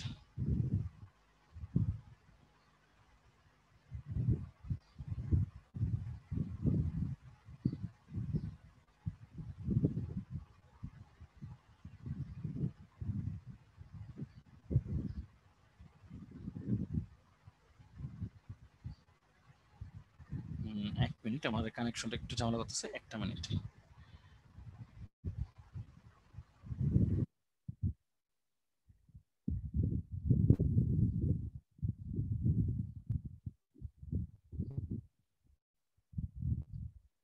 আচ্ছা, তাহলে এটা গেল, এখন মনে হয় ঠিক আছে। দেখো কি বলছে, সি যৌগের বিজারণ প্রাপ্ত যৌগটি এ যৌগের প্রকৃতি ভিন্ন হবে কিনা। সি যৌগটা কি আমরা মাত্র দেখলাম, সি যৌগটা হচ্ছে ভাইয়া নাইট্রোবেনজিন। নাইট্রোবেনজিন মানে NO2। তো এটা যদি বিজারণ করি টিন আর HCl এর উপস্থিতিতে, বিজারণ করলে আমরা পাবো হচ্ছে অ্যানিলিন। এটা একটা ক্ষার, হ্যাঁ এটা একটা ক্ষার, অ্যারোমেটিক ক্ষার। আর এ হচ্ছে কি, এ হচ্ছে তোমার বেনজিন, না সরি, এ হচ্ছে তোমার C2H2 অ্যাসিটিলিন, যেটা হচ্ছে অ্যালকাইন। অ্যালকাইন যেটা হচ্ছে অম্লধর্মী, অম্লধর্মী অ্যালকাইন 1 এটা অম্লধর্মী, এটা অ্যালিফেটিক। তো এই যে ওদের পার্থক্য তো বুঝেই গেছো যে ওরা আসলে ভিন্ন, অবশ্যই ভিন্ন, যে একজন হচ্ছে অ্যারোমেটিক, একজন অ্যালিফেটিক, একজন অম্লধর্মী, একজন ক্ষারধর্মী, এই আর কি। হ্যাঁ, তো আই গেস তোমরা এই পার্থক্যটা ধরতে পারছো। নেক্সট, চলো এবার সামনের দিকে যাই। হ্যাঁ, দেখো কি লিখছে, লুকাস বিকারক কি। প্রথম প্রশ্ন, লুকাস বিকারক তো তোমরা সবাই জানো যে অনাদ্র জিঙ্ক ক্লোরাইড প্লাস HCl এর মিশ্রণকে লুকাস বিকারক বলা হয়। তো আই গেস তোমরা সবাই এটুক জানো যে লুকাস বিকারকটা কি হিসেবে ইউজ করা হয়, তাই না? ওই যে অ্যালকোহলের ডিগ্রি শনাক্তকরণে ইউজ করা হয়, এটা তো আমরা আই গেস জানি। হ্যাঁ, যে অ্যালকোহলের ডিগ্রি শনাক্তকরণে আমরা কি ইউজ করি, লুকাস বিকারক ইউজ করি, যে কোনটা কয় ডিগ্রি, কোনটার জন্য কয় ডিগ্রিতে কি হবে না হবে। হ্যাঁ, আই থিঙ্ক এটা তোমাদের প্রত্যেকেরই মনে আছে ব্যাপারগুলো। তো এই হইলো ঘটনা। তো এটা গেল আমাদের খুব সিম্পল একটা থিওরি। তারপর চলো একটু পরেরটা দেখি কি লিখছে। HCOH অপেক্ষা CH3COH দুর্বল অ্যাসিড কেন? হ্যাঁ, এটা অপেক্ষা এটা দুর্বল অ্যাসিড কেন? এখন দুর্বল অ্যাসিড হওয়ার যে মানে ক্রাইটেরিয়া সেটা আগে তোমাদের ভেঙে লিখে দিচ্ছি। দেখো, HCOH, CH3COH, ঠিক আছে? এই আচ্ছা, তাহলে এটা গেল। তাহলে তোমরাও এটা কিন্তু বলতে পারবা, হ্যাঁ, যে জিনিসটা হচ্ছে কিভাবে হিসাব করা হয় তোমরা আইডিয়া করে ফেলতে পারবা সুন্দর মতো ইনশাল্লাহ। দেখো, ওএইচটা তো নেগেটিভ, অক্সিজেনও নেগেটিভ, হাইড্রোজেন ইলেকট্রন এই সাইডে পাস করতেছে, হ্যাঁ, ইলেকট্রন পাস করতেছে, সো এটা তো পজিটিভ, আর এটাও পজিটিভ, তো এটা নেগেটিভ, এটাও নেগেটিভ, এখানে ইলেকট্রন পাস হচ্ছে। তো বুঝতেই পারতেছো যে ইলেকট্রন পাস করে জিনিসটা নিষ্ক্রিয় কোথায় হচ্ছে বেশি? এটা বেশি নিষ্ক্রিয়, বেশি নিষ্ক্রিয়, তাই দুর্বল বেশি। চারপাশে ইলেকট্রনের ঘনত্ব অনেক বেশি, হ্যাঁ, আর এখানে একটু কম নিষ্ক্রিয়, কম নিষ্ক্রিয়, তাই কিছুটা সবল, তাই কিছুটা কম দুর্বল বলা যায় আর কি। হ্যাঁ, এইভাবে হচ্ছে হিসাব করা হয়। তো চলো সামনের দিকে আমরা যাই। তারপর দেখো, উদ্দীপকের ওয়াই যৌগটির পরবর্তী সমগোত্রক হতে সেকেন্ডারি অ্যালকোহল প্রস্তুতির সমীকরণ সহ লিখো। আচ্ছা, যারা যারা ক্লাসটা দেখতেছো তাদেরকে একটা ছোট্ট 1 মিনিট সময় দিব যে ওয়াই যৌগটা এখানে কি হইতে পারে একটু চিন্তা করো, এবং এটা থেকে তার পরবর্তী সমগোত্র কিভাবে সেকেন্ডারি অ্যালকোহল তৈরি করবে এটা একটু চিন্তা করো 1 মিনিট। এই কারণে যে এটা কিন্তু অ্যাকচুয়ালি অনেক সোজা এবং এটা তোমাদের পড়ার মধ্যেই পড়ে, ঠিক আছে? দেখি একটু চিন্তা করো, আমি এখনই সলিউশন দেবো, দেখবো না যে আমাদের সলিউশনের সাথে মিলে কিনা। হ্যাঁ, ইউটিউবে যেহেতু ক্লাস করতেছো, সো অবশ্যই আশা করি তোমাদের আশেপাশে খাতা টাতা আছে, একটু চিন্তা করো দেখি কি হইতে পারে।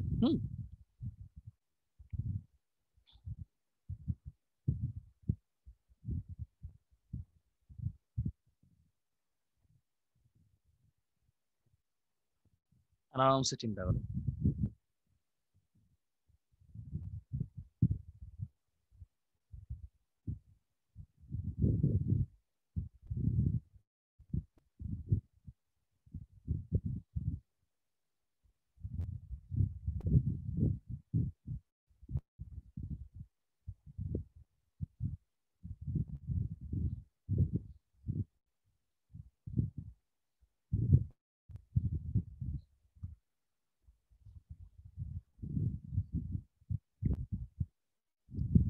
আশা করি সবাই মোটামুটি কিছুটা গেস করতে পারছো এখানে অ্যালডিহাইড কিটোনের কাহিনী আছে অবশ্যই। তোমরা একটু চিন্তা করো, আই থিঙ্ক তোমরা সবাই পারবা, ইনশাল্লাহ তোমরা সবাই পারবা, একটু ট্রাই করো। ভাইয়া তো এখন সলিউশন করেই দিব, হ্যাঁ, একটু ট্রাই করো।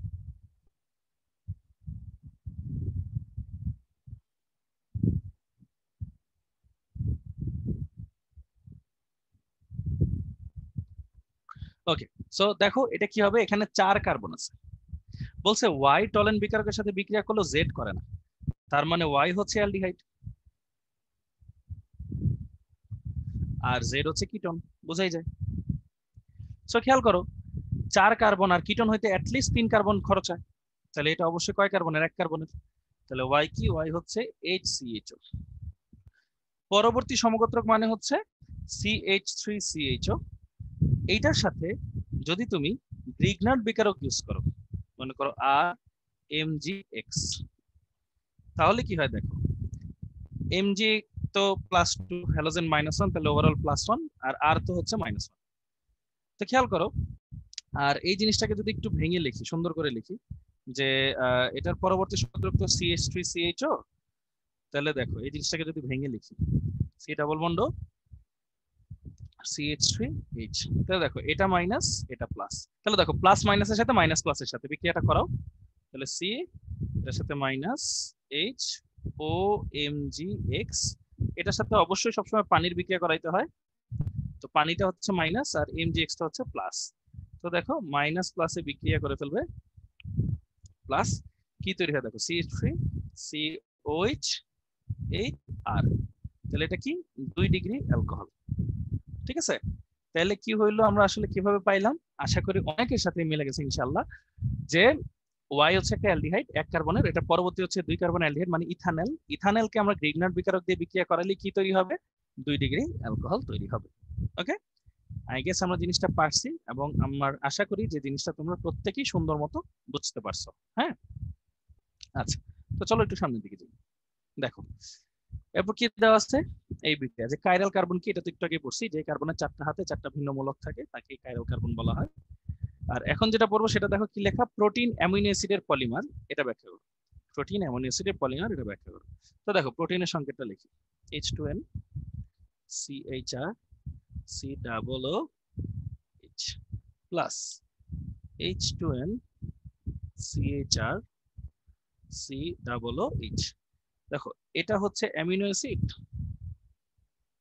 অ্যামিনো অ্যাসিড, এটাও একটা অ্যামিনো অ্যাসিড, তাই না? এটাও একটা অ্যামিনো অ্যাসিড। তো দুইটা অ্যামিনো অ্যাসিড যখন বিক্রিয়া করে তখন কি হয় দেখাচ্ছি। তখন এই OH H এর সাথে বিক্রিয়া করে, বিক্রিয়া করে পানি তৈরি করে, তাহলে পানি বের হয়ে গেল না? তার মানে এটা কি বিক্রিয়া? একটা ঘনীভবন পলিমার, তাই না? পানি বিক্রিয়া, পানি বের হয়ে গেল। তারপর কি তৈরি হলো দেখো, H2N CHR CONH CHR COOH। এটা হচ্ছে তোমার প্রোটিন, এটা প্রোটিন। আর তোমাদের খুবই পছন্দের একটা বন্ড আছে এখানে, এই যে এই বন্ডটার নাম হচ্ছে পেপটাইড বন্ড, পেপটাইড বন্ধন। ঠিক আছে, এই বন্ডটার নাম কি ভাইয়া? পেপটাইড বন্ধন। গেল, সিম্পল সিম্পল কয়েকটা ইকুয়েশন, সিম্পল সিম্পল কয়েকটা থিওরি। তাহলে দুইটা অ্যামিনো অ্যাসিড বিক্রিয়া করলো, পানি বের হয়ে গেল, তার মানে এটা একটা ঘনীভবন বিক্রিয়া। আর এদের মধ্যে যে বন্ধনটা কাজ করলো সেটাকে বলে কি ভাইয়া বলতো? পেপটাইড বন্ধন। এবং তারা কি বানাইছে? তারা বানাইছে হচ্ছে প্রোটিন। ঠিক আছে, তারা বানাইছে হচ্ছে প্রোটিন। ওকে, তাহলে এটা গেল। এবার চলো একটু সামনের দিকে যাই। দেখো কি লিখছে, গ্রিগনার্ড উদ্দীপকের বি যৌগটির প্রস্তুতি সমীকরণ সহ লিখ। খেয়াল করো, এ হচ্ছে কি একটা 1 ডিগ্রি অ্যালকোহল, 1 মিনিট, এ হচ্ছে একটা 1 ডিগ্রি অ্যালকোহল। বি কি? বি হলো এ যৌগের অবস্থান সমাণু, অবস্থান সমাণু মানে কার্যকরী মূলকের অবস্থান সমাণু, মানে 2 ডিগ্রি অ্যালকোহল। তো 2 ডিগ্রি অ্যালকোহল জানি কিভাবে বানায়, একটু আগে না দেখলাম আমরা, এই যে এখানে 2 ডিগ্রি অ্যালকোহল কিভাবে বানায়। তার মানে গ্রিগনার্ড বিকারকের সাথে আমি যদি RCHO, হ্যাঁ, এটার বিক্রিয়া করাই, মানে এই জিনিসটার একটা অ্যালডিহাইডে বিক্রিয়া করাই, তখন কি পাবো আমি বলতো? বি যৌগটা পাবো, মানে 2 ডিগ্রি অ্যালকোহল পাবো। তাহলে এক্সাক্ট বিক্রিয়াটা তোমাদের লিখে দেখাই, এক্সাক্ট বিক্রিয়াটা চলো লিখি। এটা কয় কার্বনের? 3 কার্বনের, তাই তো? তাহলে দেখো CH3, এখানে MgCl প্লাস, এখানে তাহলে কয় কার্বন নিতে হবে? আর একটা কার্বন নিলে হবে, CH3CHO। এদের মধ্যে বিক্রিয়াটা করলে কি তৈরি হবে? CH3COH, তারপর হচ্ছে CH3, এখানে হবে একটা H প্লাস MgClOH, সাথে একটা পানি অ্যাড করতে হবে, শেষ হয়ে গেল। তাহলে এটা কি তৈরি হয়ে গেল দেখো তো? 2 ডিগ্রি অ্যালকোহল তৈরি হলো, তাই তো? 3 কার্বনের 2 ডিগ্রি অ্যালকোহল, যেটা হচ্ছে বি, হয়ে গেল আমাদের তৈরি। সিম্পল। আশা করি এটা তোমাদের সবার বুঝতে সুবিধা হয়েছে। তো এটা একটু 2 মিনিট দেখো তোমরা সবাই ঠান্ডা মাথায়, একটু 1 মিনিট দেখো, তারপর হচ্ছে আমরা সামনে আগাচ্ছি।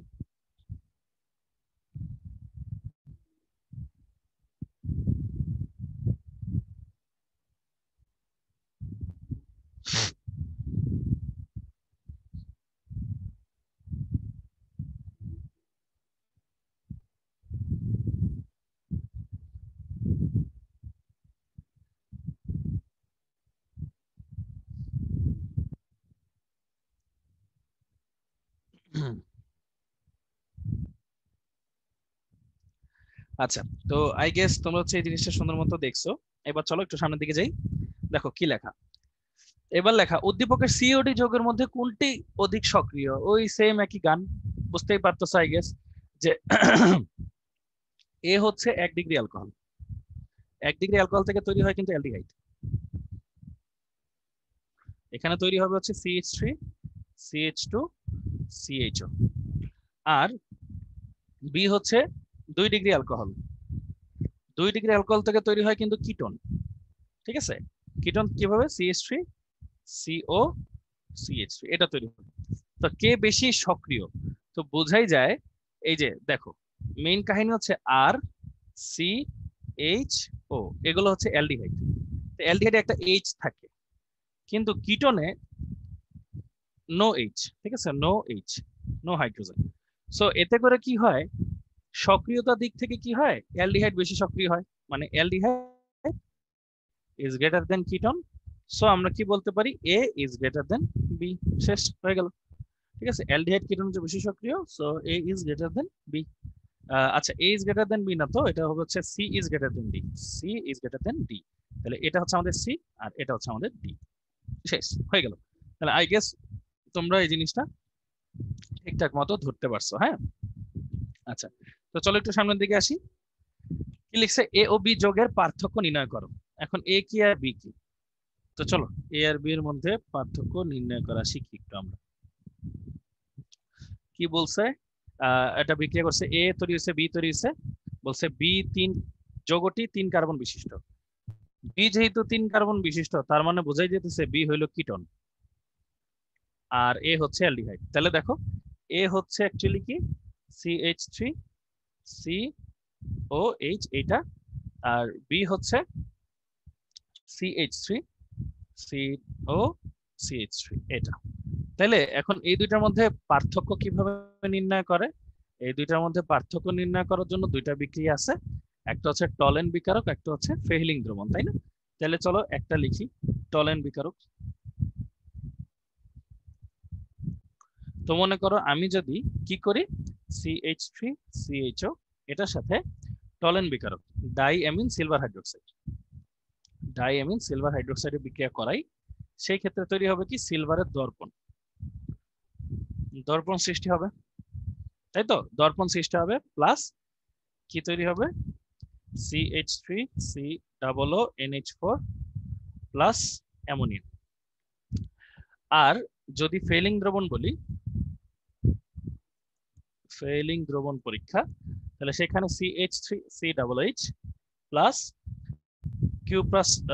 Copper hydroxide, copper hydroxide sodium হাইড্রোক্সাইডের উপস্থিতিতে যদি বিক্রিয়াটা করাই, তখন হবে কি, কিউপ্রাস অক্সাইডের লাল অদক্ষেপ পড়বে, এটা লাল অদক্ষেপ পড়বে, প্লাস CH3COONA প্লাস H2O এটা তৈরি হবে।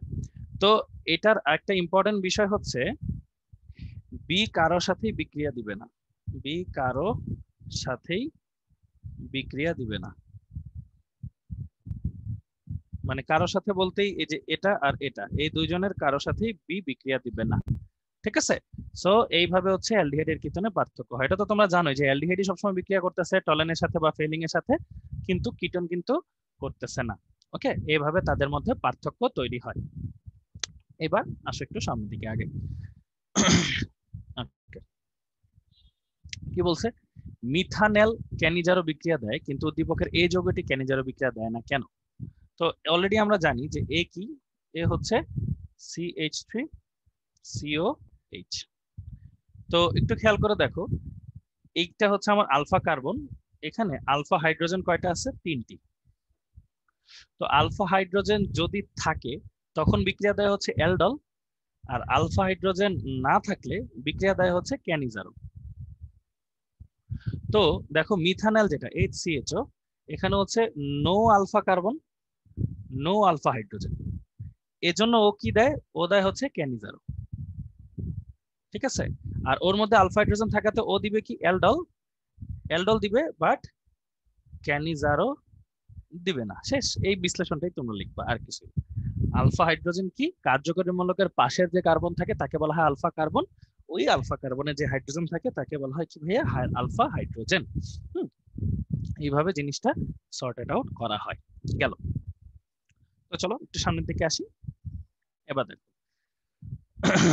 এই জিনিসটা, এই জিনিসটা অনেক সোজা। কি বলছে, ডিকার্বক্সিলেশন বিক্রিয়া কি, এটা তো আই গেস তোমাদের মনে আছে, ডিকার্বক্সিলেশন কোনটা, ওই যে CH3COONA প্লাস সোডিয়াম হাইড্রোক্সাইড কে আরেকবার ক্যালসিয়াম অক্সাইডের উপস্থিতিতে দিলে কি হয়, কোনা নাও একটা বিক্রিয়া হয়, তাই না? তোমরা তো পড়ছো শর্টকাটে যে এটার সাথে এইটা মিলে তখন তৈরি হয় সোডিয়াম কার্বনেট এন্ড তৈরি হয় হচ্ছে CH4। এটাকে বলা হয় ডিকার্বক্সিলেশন বিক্রিয়া, মানে যেখানে কার্বন একটা কমে যায়। হ্যাঁ, কার্বন সংখ্যা একটা কমে যায়। আচ্ছা, তারপর দেখো প্রোপেন মিথেনের সমগোত্র। প্রোপেন হচ্ছে, তোমরা তো খুব ভালো মতো জানো, প্রোপেন হচ্ছে C3H8 আর মিথেন হচ্ছে CH4। এখানে n এর ভ্যালু 3, এখানে n এর ভ্যালু 1, দুইজনই হচ্ছে CnH2n প্লাস 2টা ফলো করে, তার মানে দুইজনই অ্যালকেন। এজন্য দুইজনই কি তোমার সমগোত্র, ঠিক আছে? এজন্য দুইজনই সমগোত্র। এই এইভাবে হচ্ছে জিনিসগুলো চিন্তা ভাবনা করবা, চিন্তা ভাবনা করে সুন্দর মতো লেখা যায়। হ্যাঁ, আচ্ছা, এবার আসো একটু সামনের দিকে যাই। কি লিখছে দেখো, এ ও বি যৌগকে কিভাবে পার্থক্য করা যায় তার সমীকরণের সাহায্যে লেখো। দেখাই যাচ্ছে ভাইয়া যে 1 ডিগ্রি অ্যালকোহলকে যদি আমি জারণ করি, এটা একটু আগেই পড়াইছি, কি পাওয়া যায়? অ্যালডিহাইড। আর 2 ডিগ্রি অ্যালকোহলকে যদি আমরা জারণ করি তখন কি পাওয়া যায়? কিটোন। তো বুঝতেই পারতেছো, এ হচ্ছে অ্যালডিহাইড, বি হচ্ছে কিটোন। পার্থক্যকারী বিক্রিয়া পূর্বেই দেখানো হয়েছে, বিক্রিয়াগুলো কি কি? বিক্রিয়াগুলো হচ্ছে তোমার টলেন প্লাস ফেলিং, এই দুইটা দেখলেই হবে, শেষ হয়ে গেল। এই দুইটা আমরা অলরেডি পড়ছি, দেখছো কত সিমিলারিটি, কত মিল, কত জিনিসগুলো আসে। এরপর দেখো কি লিখছে, এ ও বি যৌগ হ্যালোফর্ম বিক্রিয়া দেয় কিনা বিশ্লেষণ করো। আচ্ছা, হ্যালোফর্ম বিক্রিয়ার যে শর্তটা হচ্ছে আলফা কার্বনে আলফা হাইড্রোজেন 3টি মাস্ট থাকতেই হবে, 3টি মাস্ট কি থাকতেই হবে। আলফা কার্বনে যে আলফা হাইড্রোজেন, এটাতে 3টা মাস্ট আমাদের কি থাকতেই হবে। গেল, এটা হচ্ছে শর্ত। এখন চিন্তা করে দেখো, এ তো হচ্ছে অ্যালডিহাইড, অ্যালডিহাইড মানে 3 কার্বনের অ্যালডিহাইড যেহেতু, তাহলে CH3 CH2 CHO। আর বি হচ্ছে 3 কার্বনের কিটোন, তাহলে CH3 CO CH3। তো একটু খেয়াল করে দেখো, এটা আমার কার্যকরী মূলক, এটা আলফা কার্বন, এটা বিটা কার্বন। এটা আমার কার্যকরী মূলক, এটাও আলফা কার্বন, এটাও আলফা কার্বন। তো খেয়াল করো, এইখানে আলফা হাইড্রোজেন আছে কয়টা? 2টা, মানে ক্রস। এইখানে আলফা হাইড্রোজেন আছে কয়টা? 3টা। এখানেও আলফা হাইড্রোজেন আছে কয়টা? 3টা। সো এটা ক্রাইটেরিয়া ফিল আপ করে। সুতরাং হ্যালোফর্ম দিবে কে? দিবে হচ্ছে তোমার বি। বি হচ্ছে হ্যালোফর্ম দিবে, শেষ তোমাদের অ্যান্সার। তাহলে হ্যালোফর্মের শর্তটা কি ভাইয়া? হ্যালোফর্মের শর্তটা হচ্ছে আলফা কার্বনের যে আলফা হাইড্রোজেনটা আছে সেখানে কয়টা হাইড্রোজেন থাকা লাগবে? অ্যাটলিস্ট 3টা হাইড্রোজেন থাকা লাগবে, ঠিক আছে? এইভাবে এই জিনিসটা কাজ করে। আচ্ছা, তো চলো এবার পরেরটাই যাই। বলছে কি উদ্দীপকের বিক্রিয়াটির কৌশল বর্ণনা করো। উদ্দীপকের বিক্রিয়াটির কৌশল বর্ণনা করো। তো দেখতেই পাচ্ছ এটাতে আসলে কি হয়েছে, অ্যাকুয়াস মানে হচ্ছে প্রতিস্থাপন। আর দেখতেই পাচ্ছ এটা কয় ডিগ্রি? এটা কিন্তু 3 ডিগ্রি। তার মানে এটা কোন বিক্রিয়া হবে? এটা কিন্তু হবে SN1। SN1 এর সক্রিয়তার ক্রমই কিন্তু 3 ডিগ্রি, 2 ডিগ্রি, 1 ডিগ্রি। ওকে, তাহলে এটা কি বিক্রিয়া ভাইয়া? এটা হচ্ছে আমাদের সবার পরিচিত SN1 বিক্রিয়া। তাহলে SN1 বিক্রিয়ায় আমাদের যে বিক্রিয়াটা হয় সেটা হচ্ছে ভাইয়া লিখে দিচ্ছি, দেখো। স্টেপ 1, ধাপ 1। ধাপ 1 এ কি কি হচ্ছে দেখো, CH3 CH2 CH2 C CH2 CH3, এখানে একটা CH3, এখানে একটা ক্লোরাইড। ওরা প্রথমে ভাঙবে, তাই না? খুব স্লোলি ভাঙবে, স্লোলি ভেঙে অ্যানায়ন আর ক্যাটায়নে পরিণত হবে, অ্যানায়ন এবং ক্যাটায়নে পরিণত হবে। আমি দেখাচ্ছি জিনিসটা একে, প্লাস ক্লোরিন মাইনাস। এরপর স্টেপ 2 তে কি হবে? খুব ফাস্ট বিক্রিয়া করবে, যেহেতু তারা অ্যানায়ন ক্যাটায়নে ভেঙে গেছে। হ্যাঁ, অ্যানায়ন ক্যাটায়নে ভেঙে গেছেই, এজন্য তারা এখন খুব ফাস্ট বিক্রিয়া করবে। বিক্রিয়াটা কার সাথে করবে সেটাও দেখাচ্ছি, জাস্ট একটা মিনিট। এই যে OH মাইনাস, তারপর পটাশিয়াম প্লাস ও যাবে Cl মাইনাসের সাথে, রিঅ্যাকশনটা খুব ফাস্ট, খুব ফাস্ট। তাহলে ফার্স্টে কি CH3 CH2 CH2 COH CH2 CH3, আর এটা হচ্ছে CH3 প্লাস KCl। তো এটা হচ্ছে আমাদের SN2 বিক্রিয়ার কৌশল। ঠিক আছে, 2 ধাপে হয় এবং 3 ডিগ্রি 2 ডিগ্রি 1 ডিগ্রি এভাবে হয়। তো তোমাদের ঠিক 2 মিনিট সময় দিই, ঠান্ডা মাথায় এই জিনিসটা একটু লেখো খাতায়, আর এটা একটু মনে রাখো যে SN1 2 ভাবে হয়, SN2 হচ্ছে 1 ধাপে হয়। হ্যাঁ, করে ফেলো কুইক কুইক।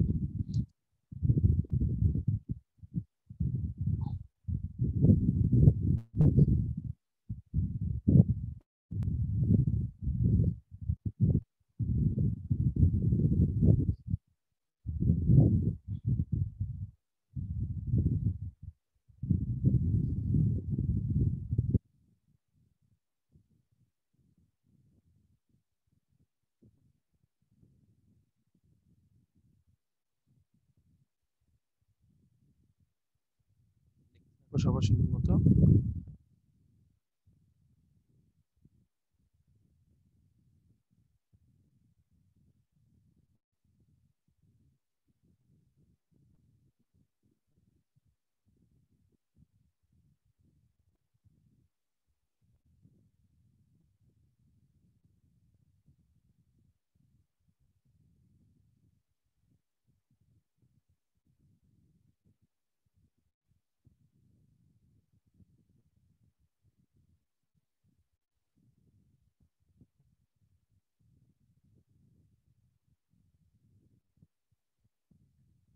আশা করি তোমরা জিনিসটা দেখতেছো, বাট বিক্রিয়াগুলো কিন্তু লেখো খাতায়। হ্যাঁ, আমি কিন্তু সময় দিচ্ছি। ইউটিউবে ক্লাস হলে একটা সমস্যা যে বোঝা যায় না আসলে ফলাফল গুলো লিখতেছে কিনা। সবাই লেখো, লিখতে থাকো। হ্যাঁ, একটু সময় দিই, ঠান্ডা মাথায় লেখো, তাড়াহুড়ো কিছু নাই, লেকচারটা সহজ।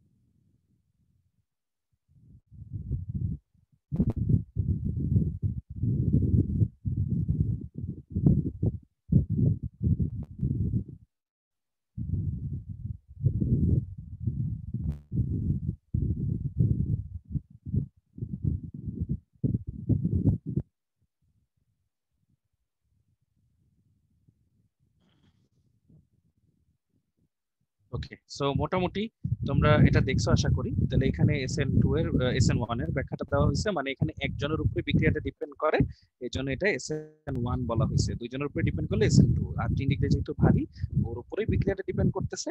এইভাবে হচ্ছে ইকুয়েশনটা কাজ করে। হ্যাঁ, আচ্ছা,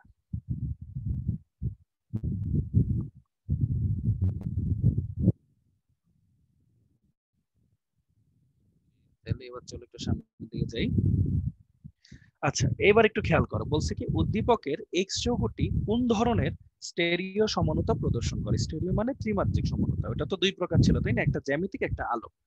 তোমরা আই থিংক এটা গেস করতে পারবা, কারণ জ্যামিতিক হইতে হইলে তো দ্বিবন্ধন থাকা লাগে তাই না। তো দ্বিবন্ধন তো নাই, তাহলে অবশ্যই এটা কোনটা হবে, এটা হচ্ছে আলোক সমাণু হবে। এখন আলোক সমাণু হইতে হইলে কিন্তু একটা জিনিস অবশ্যই লাগে, যেটা ওদের আছে, যেটা এতক্ষণ হয়তো তোমরা বুঝে গেছো। হুম, সমাণু হইতে হলে সেটার নাম হচ্ছে কি কাইরাল কার্বন।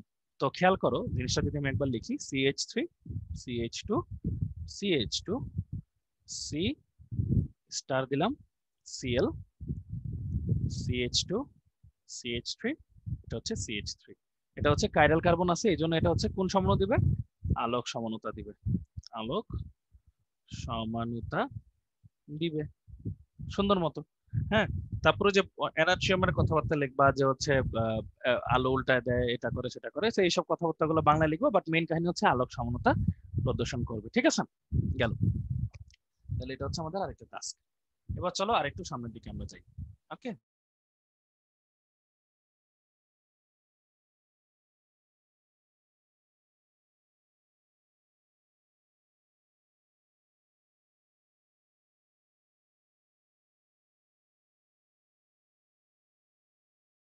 শূন্য 4 টাকার মান। এখন এটা দুইটা ভাগে বিভক্ত হয়েছে, আর এখানে একটাই 2 ভাগে বিভক্ত হয়েছে, তার মানে এটা কিন্তু 2 কার্বনের। হ্যাঁ, বুঝাই যায়। আর এখানে একটু খেয়াল করো, টলেন বিকারকের সাথে সাদা উৎক্ষেপ সৃষ্টি করে এক্স, কিন্তু ওয়াই করে না। তার মানে এক্সটা হচ্ছে অ্যালডিহাইড, ওয়াইটা হচ্ছে কিটন, আর কিটনের 3 কার্বন লাগে, তাহলে এটা অবশ্যই 1 কার্বন। হ্যাঁ, এরকম। তাহলে এইভাবে হচ্ছে জিনিসগুলোকে ডিফাইন করতে হয়।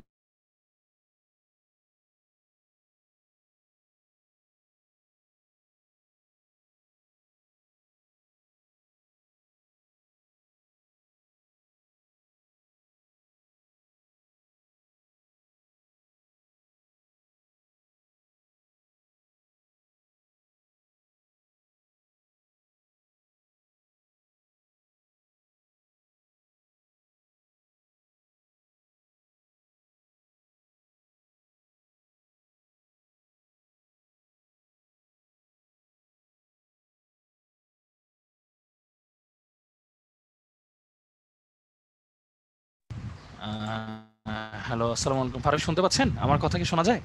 হ্যাঁ ফারুক ভাইয়া ভাই, শোনা সালাম যাচ্ছে। ভাই। হ্যাঁ আচ্ছা, শোনা হঠাৎ যাচ্ছে। করে একটু নেটটা বাড়ি দিছিল আর কি। হ্যাঁ, এই। জি জি। আচ্ছা, ঠিক আছে ভাই, থ্যাংক ইউ।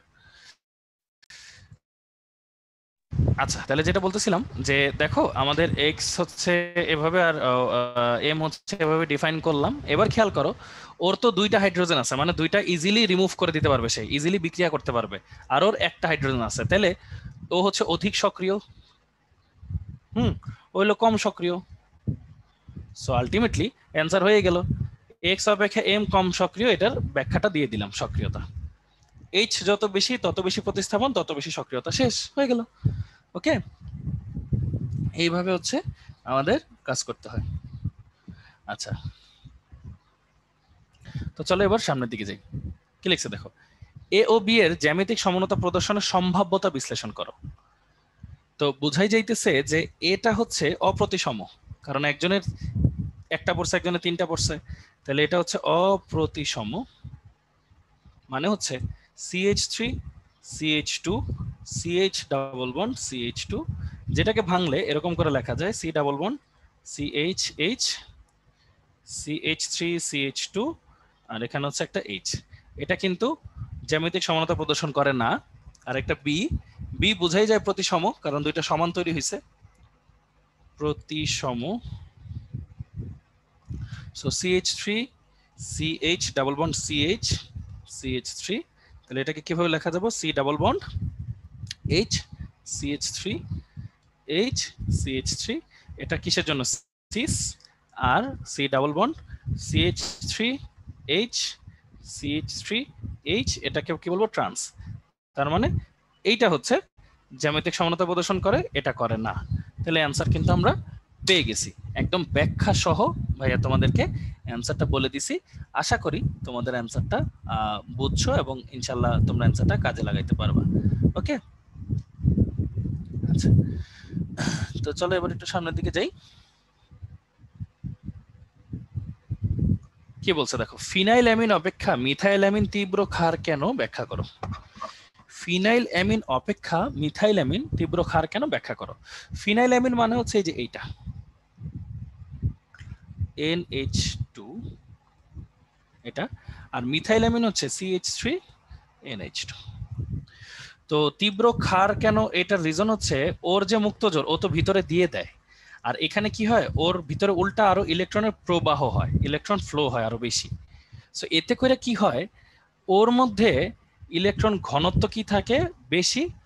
এজন্য মিথাইলামিন, মিথাইলামিন মানে ক্ষারত্ব ইজ গ্রেটার দেন ফিনাইলামিন। শেষ হয়ে গেল, সিম্পল থিওরি।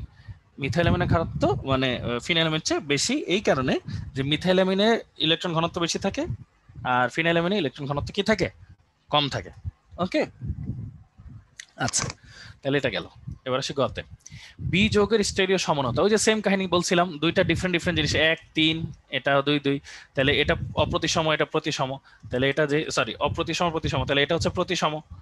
তো প্রতিসম হইলে সিস্টেন্স হবে, আগেই দেখাইছি, পূর্বেই দেখানো হয়েছে, তাই না? পূর্বেই দেখানো হয়েছে। শেষ, সিম্পল। আচ্ছা, তারপর দেখো CDE এর নিউক্লিওফিলিক সংযোজনের সক্রিয়তা। তো দেখো, আচ্ছা এখানে একটা ছোট্ট জিনিস হচ্ছে, এক মিনিট, সিটা হবে 3, এটা হবে 1। আচ্ছা, তো যেটা বলছি সি টলনের সাথে পদক্ষেপ করে না, তাহলে এটা কিটোন, এটা অ্যালডিহাইড, আর এটা 2 কার্বন। তাহলে দেখো সি কি, সি হচ্ছে CH3 CO CH3। ডি কি, ডি হচ্ছে HCOH। ই কি, ই হচ্ছে CH3 COH। তাহলে সক্রিয়তা অবশ্যই কার বেশি দেখো, HCOH, তারপর CH3 COH, তারপর CH3 COCH3। তাহলে সক্রিয়তা যদি হিসাব করো, এটা হচ্ছে তোমার ডি, এটা হচ্ছে তোমার ই, এটা হচ্ছে তোমার সি, ঠিক আছে? তাহলে সক্রিয়তা যদি হিসাব করো দেন এটা হবে সক্রিয়তার ক্রম, কারণ হাইড্রোজেন যত বেশি প্রতিস্থাপন তত বেশি, প্রতিস্থাপন তত বেশি সক্রিয়তা তত বেশি, ঠিক আছে? এই তো ডি ই সি এরকম করে জিনিসগুলা যাবে, ঠান্ডা মাথায় দেখবা। তো এটা গেল আমাদের সক্রিয়তার কাহিনী, সিম্পল সিম্পল বিক্রিয়া, হ্যাঁ, সহজ সহজ ব্যাখ্যা।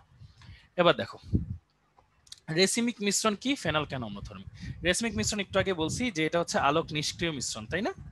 আলোক নিষ্ক্রিয় মিশ্রণ, কার কার মিশ্রণ? দুটি এনানসিওমারের মিশ্রণ, দুটি এনানসিওমারের মিশ্রণ, ঠিক আছে, হয়ে গেল। তারপর ফেনল অম্লধর্মী কেন? দেখো ফেনল তো আসলে এরকম, তো এই পুরোটার মধ্যে কি হয়, রেজোনেন্স কাজ করে, আর এই এইচটাকে সে ইজিলি ত্যাগ করে দিতে পারে। তো যে এইচ কে ত্যাগ করে দিবে সে কি হবে, অ্যাসিড। এই কারণে ফেনল অম্লধর্মী, মানে অক্সিজেনটা রেজোনেন্সের কাজে ইউজ হয়, তো হাইড্রোজেনকে সে ইজিলি ত্যাগ করে দিতে পারে। এই জন্য আমার ফেনলটা কি হয়, আমার ফেনল না মানে ফেনলটা হচ্ছে অম্লধর্মী হয়, ঠিক আছে? আচ্ছা এরপর আসো একটু সামনে যাই, দেখো তারপর কি বলছে, সি ও ডি এর মধ্যে লুকাস বিকারক যোগ করলে উভয় ক্ষেত্রে বিক্রিয়ার হার সমান হয় না কেন? তো তোমরা বুঝতেই পারতেছো অ্যালকাইল হ্যালাইডের সাথে ম্যাগনেসিয়াম দিলে যে বি তৈরি হয় এটা কি RMgX, মানে এটা কি গ্রিগনার্ড বিকারক, তাই না? গ্রিগনার্ড বিকারক।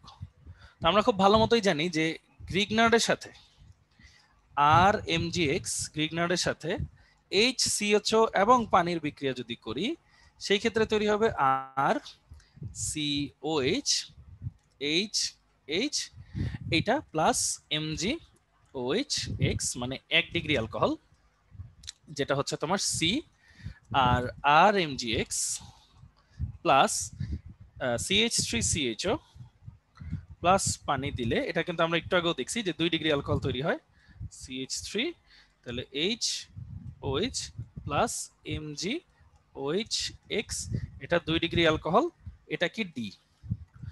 তো আমরা আবার কি জানি, জিঙ্ক ক্লোরাইড আর HCl যদি দাও, হ্যাঁ, এটার প্র্যাকটিক্যাল ব্যাখ্যা তো তোমরা খুব ভালো মতোই জানো যে লুকাসের সাথে যদি 1 ডিগ্রি দাও নো অদক্ষেপ, লুকাসের সাথে 2 ডিগ্রি দাও 5 থেকে 10 মিনিট পর অদক্ষেপ, কারণ ওটা হালকা ভারী, তো এজন্য 3 ডিগ্রি তো সবচেয়ে বেশি ভারী, তাহলে সাথে সাথে অদক্ষেপ, এই জন্যই তো বিক্রিয়া হার সেম না, কারণ হালকা ভারীর একটা ব্যাপার আছে।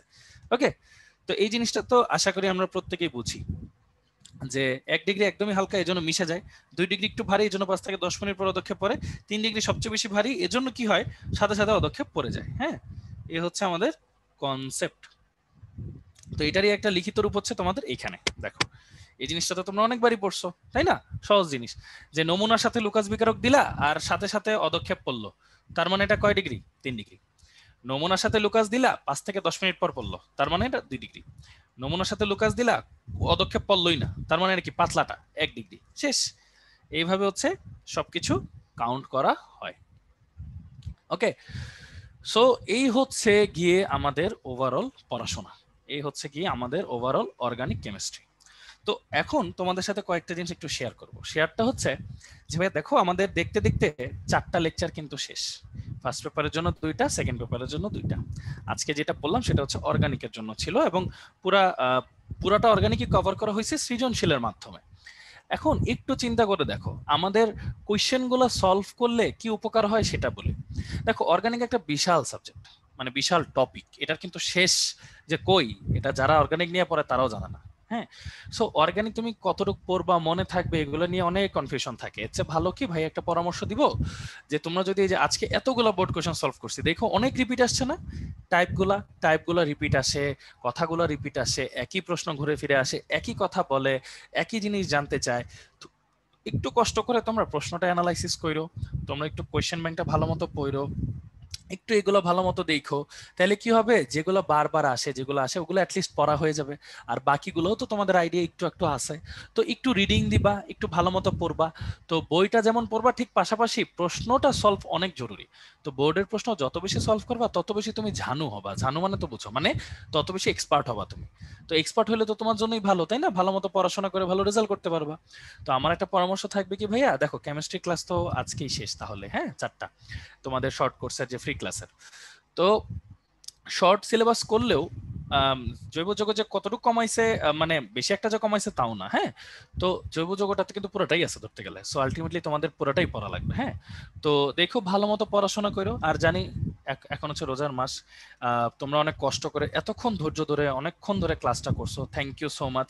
শাহ আলম ভাই, ফারুক ভাই, ওনাদেরকে অনেক থ্যাংক ইউ, অনেক কষ্ট করে ক্লাসে আছে। আর রোজা রেখে কষ্ট করে ক্লাস করা যেমন কষ্টকর, ক্লাস যে নিচ্ছে তারও কষ্ট অনেক হয়, যে শুনে তার আরো বেশি কষ্ট হয়, হ্যাঁ। So thank you so much মনোযোগ দিয়ে ক্লাস করার জন্য। আর যারা আছেন ভাইয়ারা, যারা তোমাদেরকে সবসময় গাইড করছে, শাহ আলম ভাই হোক, অথবা আরো যারা ভাই আছে, ফারুক ভাই হোক, আরো শাকিল ভাইরা ছিলেন, তারাও অনেক কষ্ট করছে। তো প্রত্যেকের জন্য দোয়া করো, আমরাও দোয়া করি তোমাদের সবার জন্য, যাতে ভালো রেজাল্ট করতে পারো। ভালো থাকো, সুস্থ থাকো, ইনশাল্লাহ দেখা হবে, কথা হবে। আল্লাহ হাফেজ, আসসালামু আলাইকুম সবাইকে। ধন্যবাদ ভাই, রোজিন ভাইয়া। জি হ্যালো ভাইয়া। হ্যাঁ ঠিক আছে ভাইয়া। তো ভাইয়া যেভাবে বললো তোমরা সেভাবে নির্দেশনা মেনে পড়ালেখা করো। এখন যেহেতু সিচুয়েশনটা তেমন ভালো না, তো বাসায় থেকে পড়ালেখা করার চেষ্টা করো। আর তোমাদের পরীক্ষা কবে কখন কিভাবে হবে সেটাও শিওর না, তোমাদের পড়ালেখাটা করতে হবে। তোমাদের এডমিশন টেস্ট হবে, ফাইনাল পরীক্ষা না হলে কিন্তু ভর্তির জন্য এডমিশন টেস্ট হবে। তো যোগ অতটা কিন্তু অনেক গুরুত্বপূর্ণ। ভাইয়ারা চেষ্টা করছে তোমাদেরকে রিভিউ দেওয়ার জন্য। তো বাসায় তোমরা ভালোভাবে প্র্যাকটিস করবে। আশা করি সবাই ভালো থাকবে, সুস্থ থাকবে। আর কোনো প্রবলেম হলে আমাদের কল সেন্টারে ওই নাম্বারে যোগাযোগ করবা। তো আজকে এ পর্যন্ত, ধন্যবাদ সবাইকে। আর রুদিন ভাইয়া, হ্যালো ভাইয়া, হ্যালো ভাইয়া। জি ভাইয়া। হ্যাঁ পিডিএফ আমাকে একটু সেন্ড করে হ্যাঁ। দেন, আমি জি আপলোড করে দিচ্ছি। জি ভাই, আমি আপনাকে সেন্ড করে দিচ্ছি ওকে ইয়াতে, হ্যাঁ, সেন্ড করে দিচ্ছি। ওকে, জি ভাই, থ্যাংক ইউ। ধন্যবাদ সবাইকে।